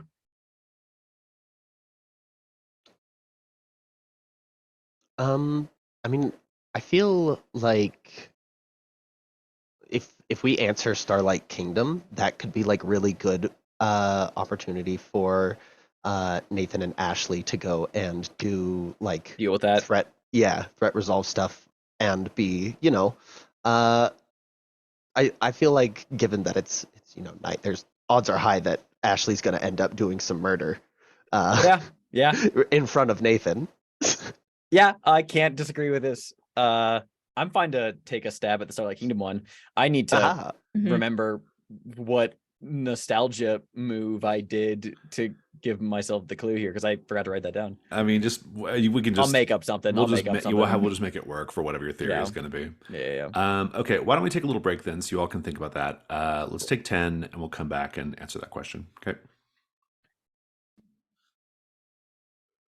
Okay, so it sounds like you're all going to take a stab at answering the question for Starlight Kingdom. I'll remind you the question is, if it is an alien intelligence, what does it want? And if you answer it correctly, you get to resolve the mystery by making contact and convincing it to leave the area. You currently have 4 clues. A painted vista of the ancient desert. The mountain that Starlight Kingdom is built upon in the present day is depicted as a monolith of dark stone. Flies are stuck to the drying paint. Where'd that come from? That was my nostalgia move clue that I decided. Okay. That's what that was the clue that Nathan got from whatever our scene was. I love it. It's specific in a way that I think is probably going to be really helpful to answering the question. Crystal Starseed believes that she is caught in a time loop. There's a quote, "You are only coming through in waves." And then Paul Greco has this bunker beneath the cinder block building with a black chair, and sitting in it allowed him to commune with the anomaly. That could just be how you communicate with the anomaly, I suppose. So you got 4 clues on a complexity 4. Who wants to tell me the answer here? Well, we've ascribed meaning to at least 3 of these, and I have thoughts about the music you are the Pink Floyd lyric, but I think what we were talking about on break is that, so it's an alien intelligence, as we've established, that in regards to what it wants, the painting of the ancient desert suggests that it has been here for a long time. And I think that's something Nathan would have painted with one of his weird hunches or senses of something awareness. But the flies in the drying paint, it is stuck here. It's an alien from another dimension, like an alien intelligence from literally different reality that at some point in the ancient history of the desert manifested within the mountain, whether it was traveling between different places or some other means. It got stuck, and it's been like it was kind of in the mountain. Paul Greco's bunker is kind of our main clue to describe that. Paul Greco discovered the anomaly's presence, bought the mines in the old mountain, and built Starlight Kingdom on top of it to literally exploit this this presence, this intelligence, and use it. And he thought it was divine and all that. And what it is and what it wants is, it's a bit like a researcher. It wants to understand. It is kind of this dimensional explorer in that way, in that where it is now, our reality is fundamentally different than what it comes from. It may even come from a dimension with totally different properties of matter and laws. So the time loop, for example, is subjecting people to a time loop. It's studying them. It's studying them. And it's not. Yeah, it is interested to understand what is surrounding it. And it because it is alien to us and we are alien to it. I have an idea for the You Are Only Coming Through in Waves.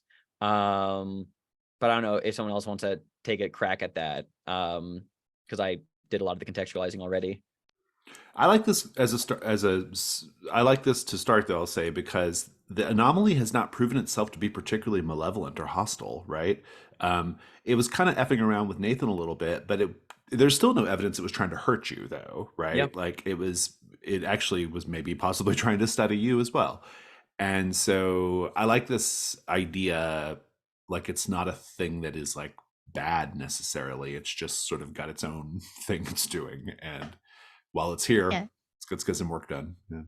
That would also explain like why more and more people are coming there. It's like it needs more and more research subjects, it's right? like, That's what it exactly, wants. right, It wants to yeah, study more and more. Yeah. Yeah. I mean, maybe the You Are Only Coming Through in Waves clue, since that's from Comfortably Numb, and kind of keeping in mind that that was that part that glitched. That was also we got that from the scene where I cleared Marked by the Anomaly. I think maybe the anomaly was reaching out to Nathan specifically through the music, and since he was marked before he kind of cleared that, maybe the context for it emphasizing and distorting that specific lyric on the tape is to communicate, kind of in a really vague way, the dimensional aspect of how we're communicating with one another. Like, it's only perceiving it because it is fundamentally from a different reality, different dimensions, different senses. It can't, in the same way that we as humans cannot perceive the full spectrum of light, like how there are some species that can. This entity, it can only perceive things a certain way, and we can only perceive it in a certain way. So it's trying to communicate, being like, there's like it's a barrier of translation. We can only kind of come through in waves. It's interesting to me. It's interesting to me that all the people who we have seen at Starlight Kingdom so far have been artists, right? Mm-hmm. We have Psychic Narwhal Messiah. We have that one asshole sculptor. We have like, we describe the environment as almost like a kind of art commune, music festival kind of environment. And so that kind of makes sense that those are the sorts of people who would be drawn to this place, right? Because of how it communicates, which is interesting. Yeah. So that's my thought for the lyric. Yeah, Go ahead. Yeah, to sort of build on that, like my thought of it was like that's what emotions are, right? It only comes through in waves. Like that's how Crystal probably would feel doing the thing over and over again. Like she would be fine, and then suddenly she's like, wait, this is not fine. And feel panic, feel ennui, like feel all these things. And I think like that's what it's trying to communicate. Like that's the thing it doesn't understand.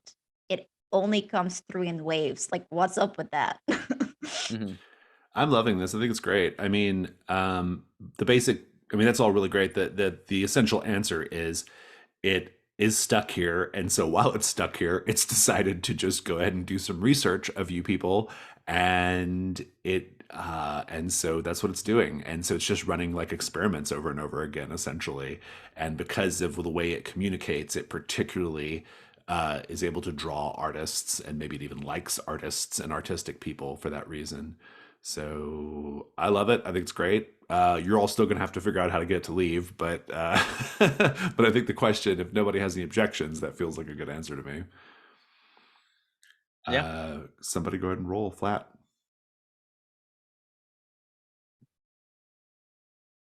Any volunteers? I was going to suggest that Nathan should do it because All I right. Yeah, mean that he's feels been fair. pretty heavily tied to Starlight Kingdom so far. All right, I'll roll That's a good point. 2d6. Yeah. 10. 10. There you go. You know what? Oh, we'd all have to mark a key if we wanted the big man to be present for I it. do want that though. But I do want that though. It's I'm a okay big, with that. it's a big I was about cost. to suggest it. I was about to suggest it. I mean, if Ben's okay with it, because he's got a lot of. He's pushing I'm it. running Yeah. low. But also, Yeah. you do have the ability to clear them. Okay, remind me, Jason, can we only use the other mystery clues or the keys on those mysteries? Or Yes. can we? Okay, Yeah. bummer. So the only ones Uh, available right now is if I don't even think it's available, but if it It's was, not. It's not. Yeah. No.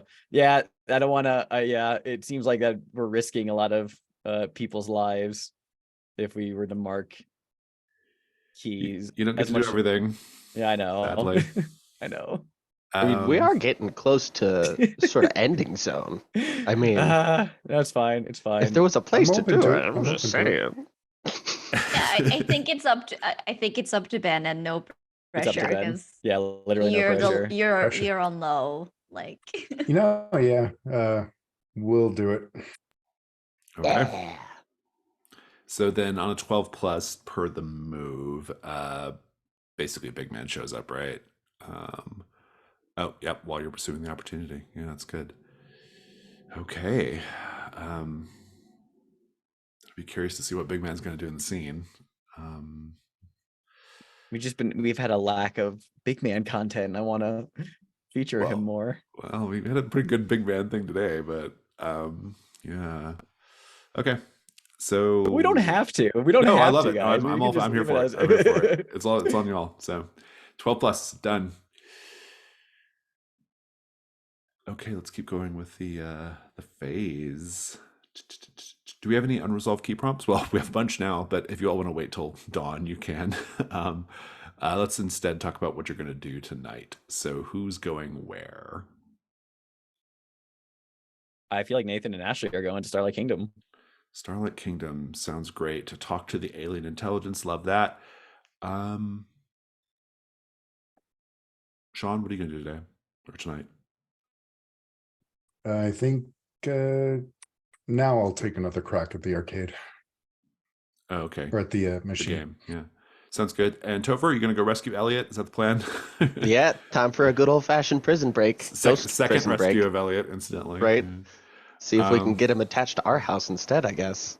I love it. Sounds great to me. Let's go ahead and let's see. If anybody wants to do their key prompt, they can go ahead and do it now, but otherwise we'll just roll into the night phase. I marked the fathomless well. Ah, very good. All right, well, let's take like just a quick like 2-minute break so I can kind of gather some thoughts about the night phase, and then we'll come back and do it. It's the night phase. And the night phase starts in Starlight Kingdom. Tonight is the night of a special play. A production being put on by the little ad hoc community that is built up in Starlight Kingdom. They have set up a stage with a curtain and a rather sophisticated set rig with set pieces that slide in and out and turn and fold in and out to create new scenes. And the scene opens as the lights around the seating area, it's an outdoor theater, go down. We see the scene is somewhere dark, and based off the scenery that is slid into place, it appears to be underground, perhaps. Some kind of cave or a mine, say. And there is an actor on the stage, dressed as a miner, and he addresses the crowd.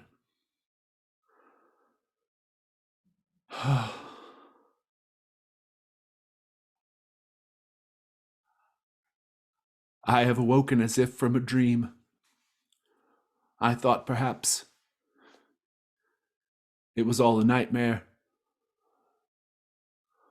that the cave-in didn't really happen, that I would wake up warm and cozy in my bed. But it was no dream. It was no nightmare. I am in that coal mine even now. How long have we been trapped down here? Will anyone come to rescue us? Or will they just leave us here to die in the dark?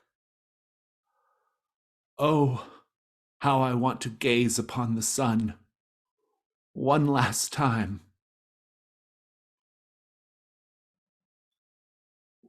Ashley and Nathan, the two of you are there in Starlight Kingdom, and you were each given masks to wear. All the audience members have masks, and everyone puts their mask on. It's a mask that is the shape of a star, like a twinkling star, and everyone puts their mask on. Do you put your mask on? Yeah, I don't want to, but I do. I Yeah. don't want to stick out. To find the star above, I must confer with the stars below. All of you out there, twinkling in the darkness, please show me the way. Lead me out of this place. Who will come up here and join me? Which star will be the one that guides me from these dark tunnels to the surface?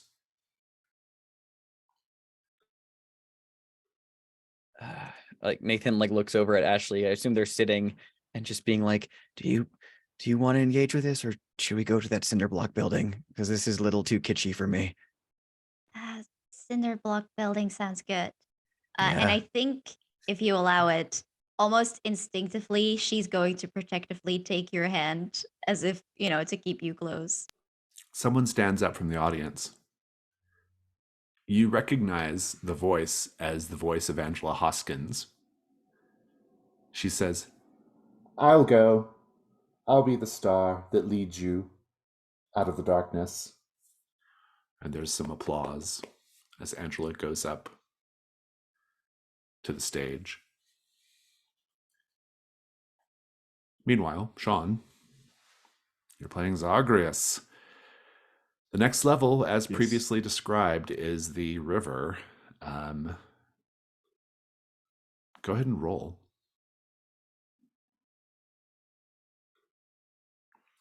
Composure. -1. No. -1. -2. -2, because you beat the labyrinth. Oh. Yeah. That's a 7. It's 7. Let's see what happens on 7. I gotta pull up the PDF anyway. Here we go. On a hit, you beat the river and you collect the prize. I'll tell you about the prize in a moment, but go ahead and just describe the Frogger-like navigation of the river.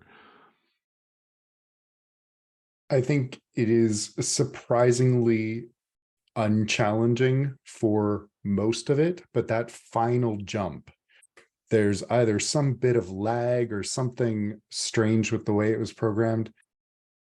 it just doesn't feel right with that jump. And it takes Sean a couple of tries, but finally on his last life, he gets it. Nice. And as soon as, well, let me read this.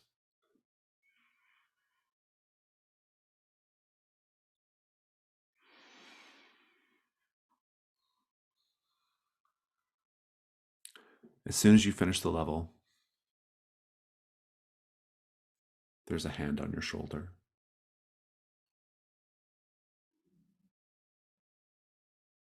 You hear Gonna turn around quite sharply. it's Mark. He says, "Good job. You were always better at the games than I was." You're not real. You're not real. Another trick.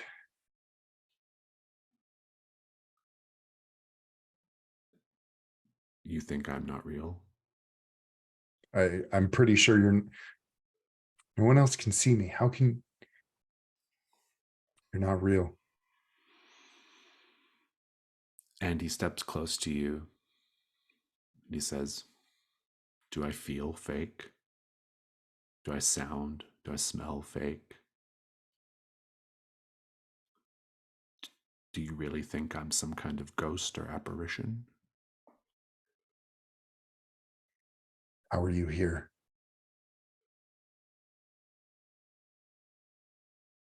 I followed the river and I found you, found my way to you.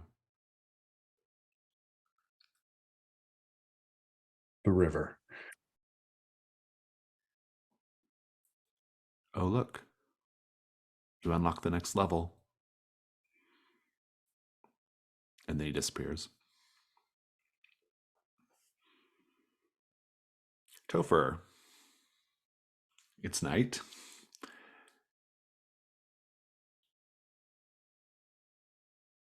You actually see young Casey Wilcox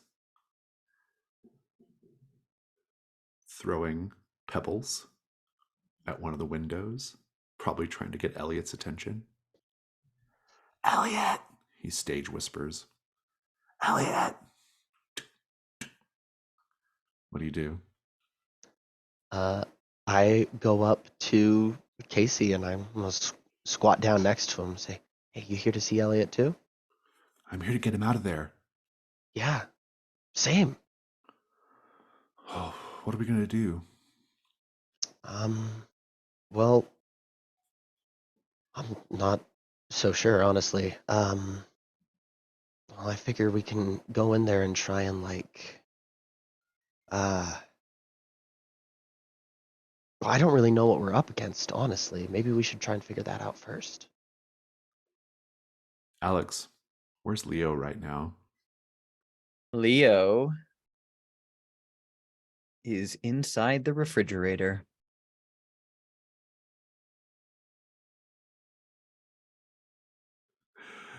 Fantastic. Meanwhile, Nathan and Ashley, you find the cinder block building. You hear the play going on in the background. What do you do? I guess we go inside. The big man told me that there's a hatch in here. Apparently, it's how Greco used to speak to it. Maybe that's how we can talk to it. Yeah, we'll be fine. And I open the door if it's Wait, open. Ashley. Yeah. Just before last time I was in here, it looked like something from my past. So just letting you know in advance, it's weird in there. Okay. Thanks. I don't think I'll have that problem. Because you all got a 10 plus on the answer a question, I'm not going to make you make any rolls, but I do want to know, as you step into this place that becomes a very familiar place, A place from your childhood.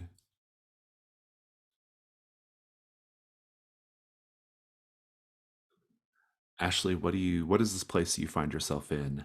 And in particular, what here was always off limits to you as a child? Hmm.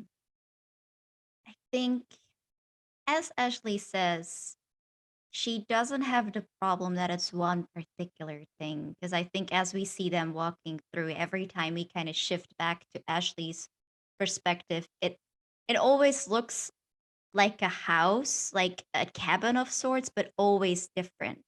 Like it's always a different one. Like she has lived in so many houses that they all kind of blur together.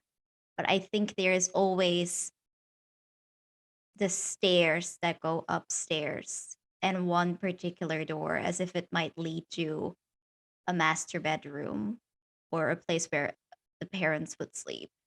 And that door was always off limits. You hear calling down the stairs from behind a door.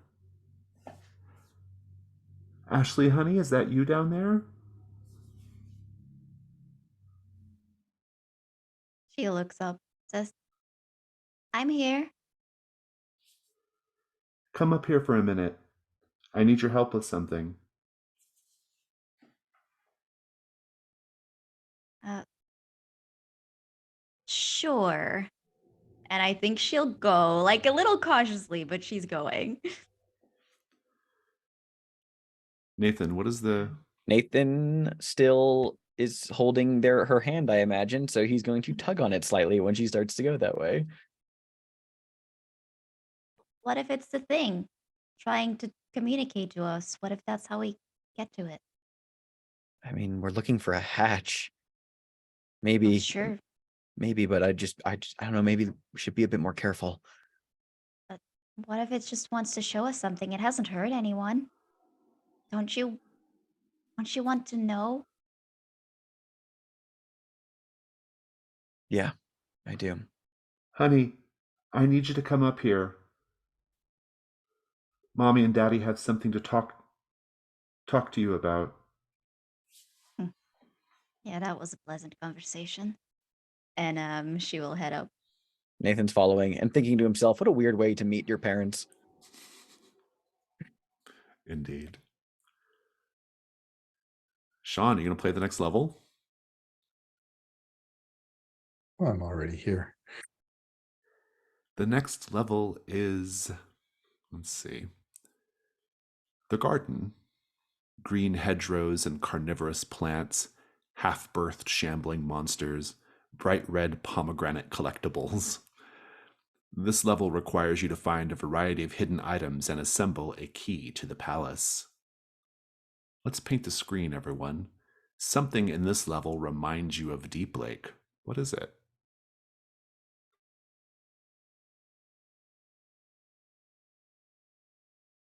The trees are all, I believe you mentioned ponderosa pines. That's the only tree there.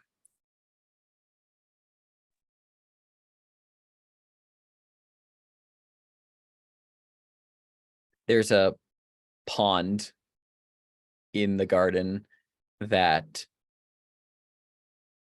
to an unsettling degree, is the exact shape of Deep Lake itself geographically, with corresponding decorative miniatures that like the buildings that surround it.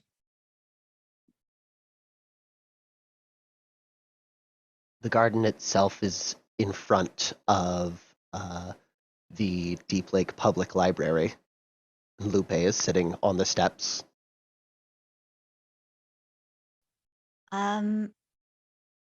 I think there is in the library, maybe on display as you look through the window, there seems to be something on fire. And if you would look closer, it's a miniature of a school.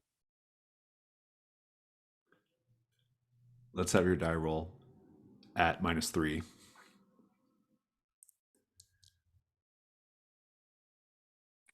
Five. On a miss, You use up all your lives and take the condition obsessed with death. Oh no, you're full. And you are full, meaning you are also turning a key. I'll turn that up to a success then with a key Okay, turn. very good. Indeed, you beat the level. The garden is beat, and you get a prize. An item you lost in your childhood miraculously turns up. It's supposed to be the next day, but I'm gonna give it to you now. What is it? How is it more disturbing than you remember? And then add it to your corner of the house.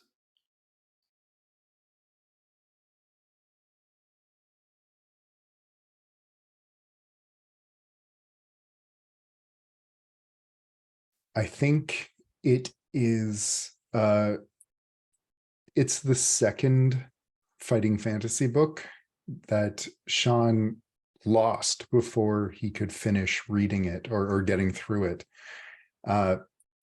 It should be called The Citadel of Chaos, but the text is entirely unreadable to him. And on the inside, as he's flipping through, the characters have been replaced by the other latchkeys. Add it to your corner of the house.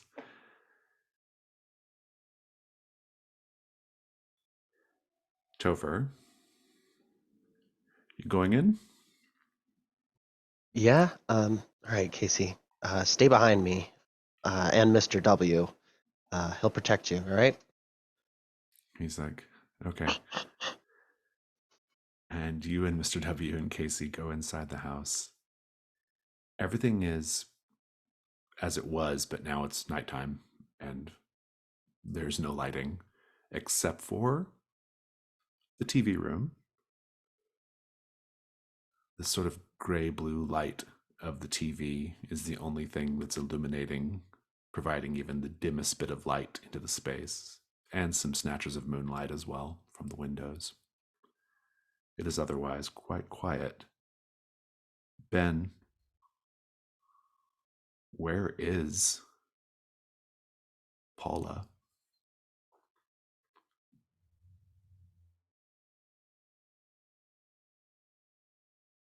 Just immediately behind Topher. She takes Casey's hand and goes,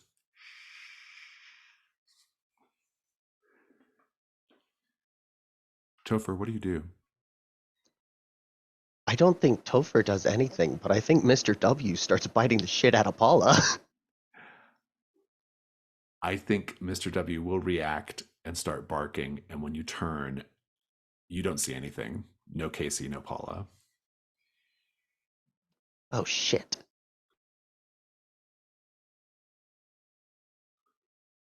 Then what? Casey? I'll just caution to the wind. Fuck it. Something's already happening. You I hear think the Topher's slam gonna of a start. door. You hear the slam of a door. Or first you hear the patter of like running footsteps and then the slam of a door. Down a hall. I'm chasing after Mr. W's in suit. We'll come back to this. We're in Act 2 of the play at this point. The miner and the star, who is Angela Hoskins, they are now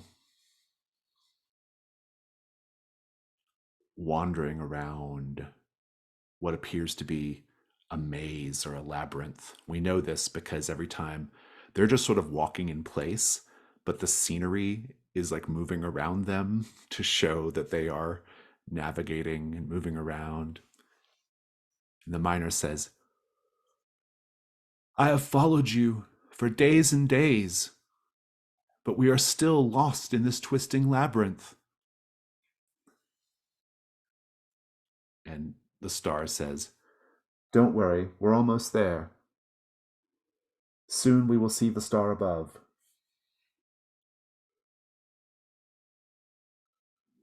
And then you hear another voice. But first you have to deal with me. And now they've been joined on stage by a young man wearing a black hoodie and a bull-shaped mask.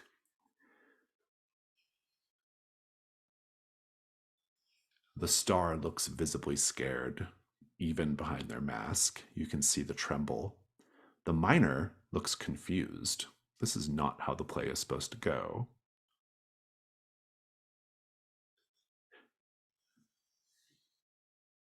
Meanwhile, you have reached the top of the stairs. You can see a blue light of your parents' television at night underneath the door, Ashley. And your mother says, "It's okay, honey. Come on in." She looks back at Nathan, gives him a nod, and opens the door. You open the door into a very dimly lit room. Indeed, the room is just lit by the blue-gray light of the TV in the bedroom. Your mother is in her nightgown, sitting on the edge of the bed, her back turned to you. As you step inside the room, you both hear over your shoulder, and cut.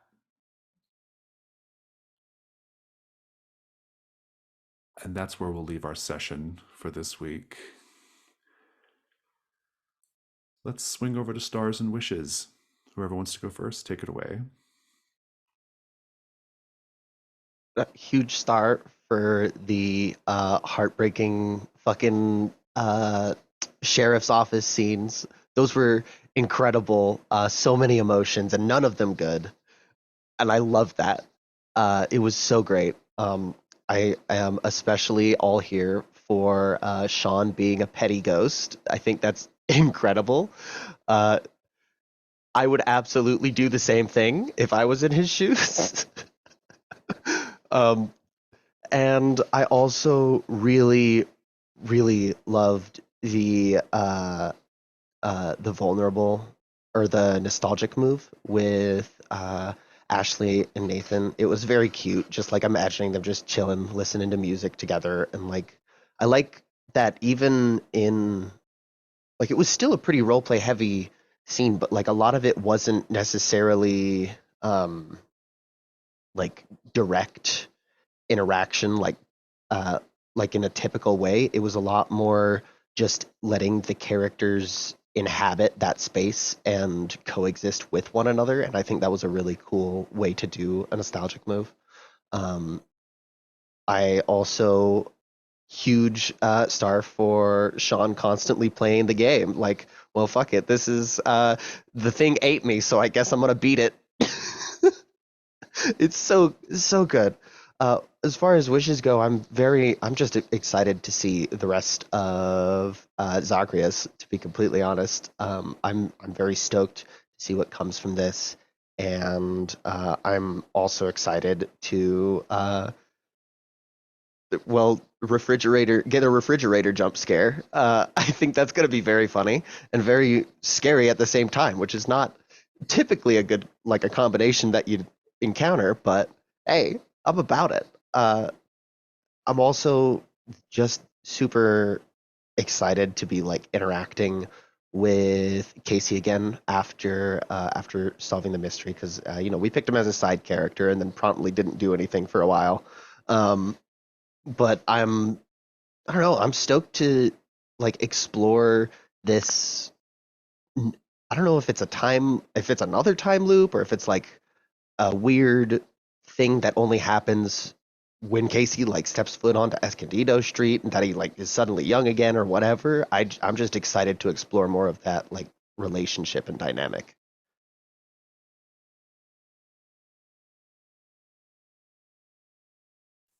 Star for me for both Alex and Jason for that scene with the big man in the tent and then behind the tent. That was all That was great and creepy and fucked up in good ways. Jazzy, I really liked having Ashley go out to the funeral home, and did not expect that you'd be talking to FG, but that was a great scene, and I think Ashley's interactions there were great.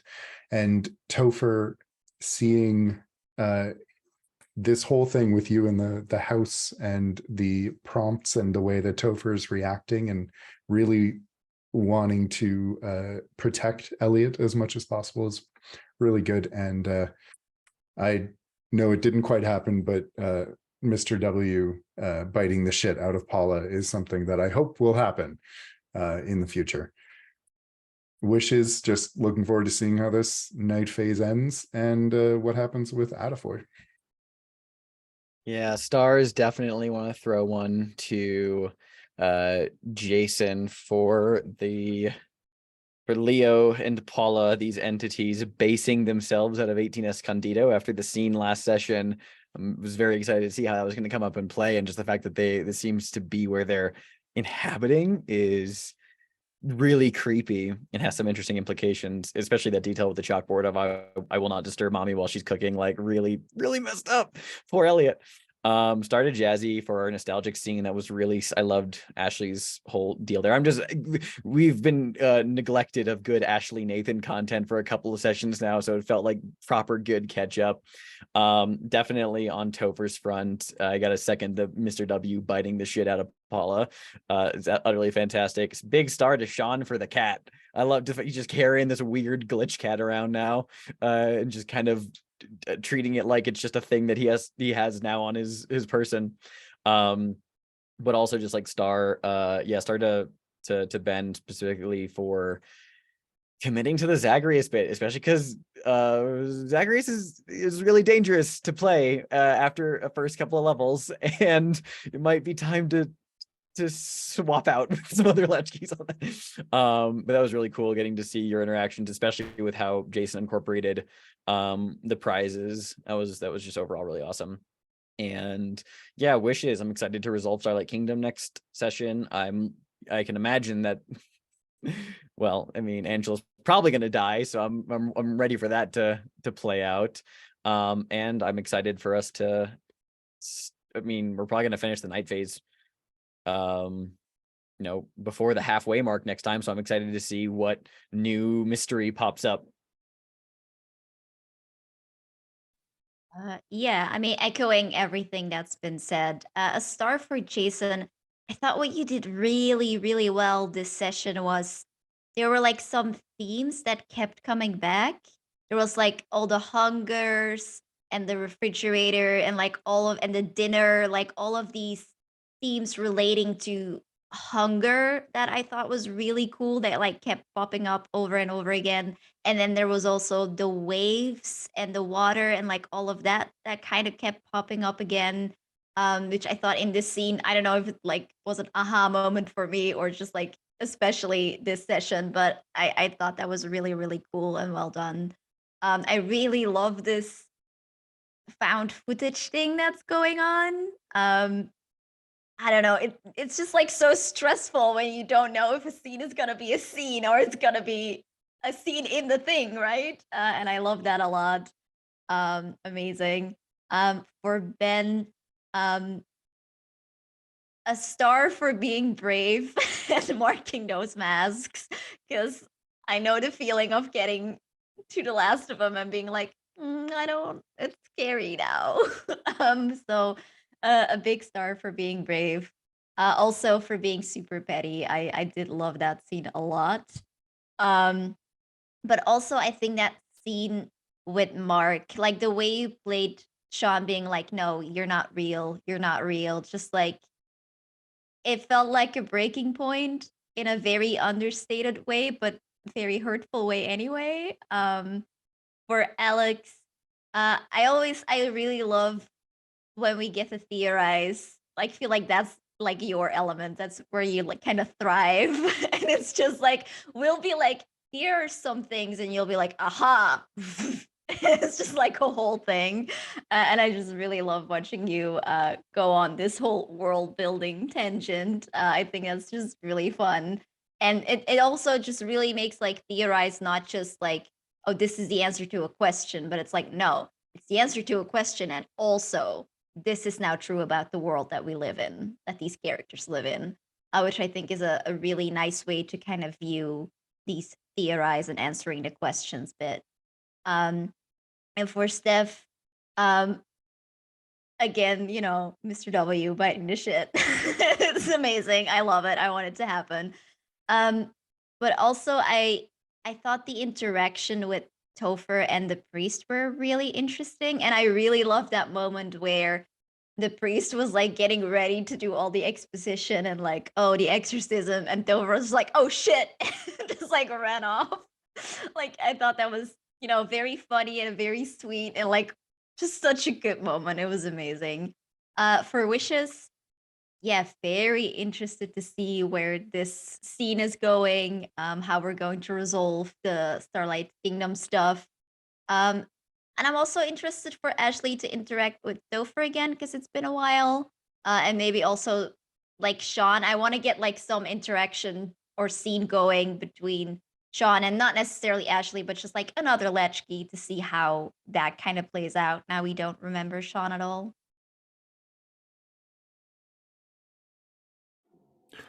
This was a really dynamite session. I had a great time. Before I start my stars and wishes, I do want my T-shirt to be memorialized on the video, so I have to show my horror on VHS T-shirt, which I wore. It felt particularly appropriate today, actually, and so really, really having fun with that. What I'm really loving is that, like, as I've been sort of refining my theory throughout the campaign of what I think happened to or what I think happened to TV Odyssey, I'm starting to incorporate some elements of my nascent theory into the actual story, and that's really fun. And even though you all don't have you don't have all the pieces together, I think it's starting to show a little bit, right? Which, so I think that's really enjoyable. Um, yeah, I had a great time. I really felt like as the keeper, I was really like kind of super in my element today, and really probably like driving a lot of the tension and action more than I do normally in a session. Usually I kind of like let the players do more of it, but I felt like I was really much in the driver's seat as far as that goes, and it felt like a good time to do it, and I really had a good time just sort of putting you all in these situations and everybody responding to it and stuff. It was really great fun. Um, yeah, the nostalgic scene was terrific. Loved that. Loved the role play between the priest and Topher. It was really, really fun. Very much enjoyed tormenting Sean with the Sheriff Hanscom and his new bow. That was really good fun. I was really digging the kind of Skinamarink vibes of Ashley's past and the bedroom and stuff. That was really good. Um, yeah, there's just a lot to love here. I think people who are watching the video are probably like really loving this session, right? Like this is like the public access session. This was the horror. This was the TV. It was the analog horror. The found footage stuff is really fun.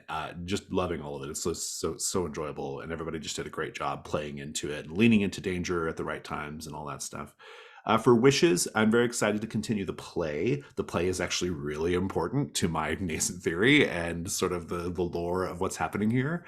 And so that'll be fun to keep going with. I'm curious to see what is going to happen with the bull in the labyrinth, and that will be very interesting. And I just want to know what's going to happen.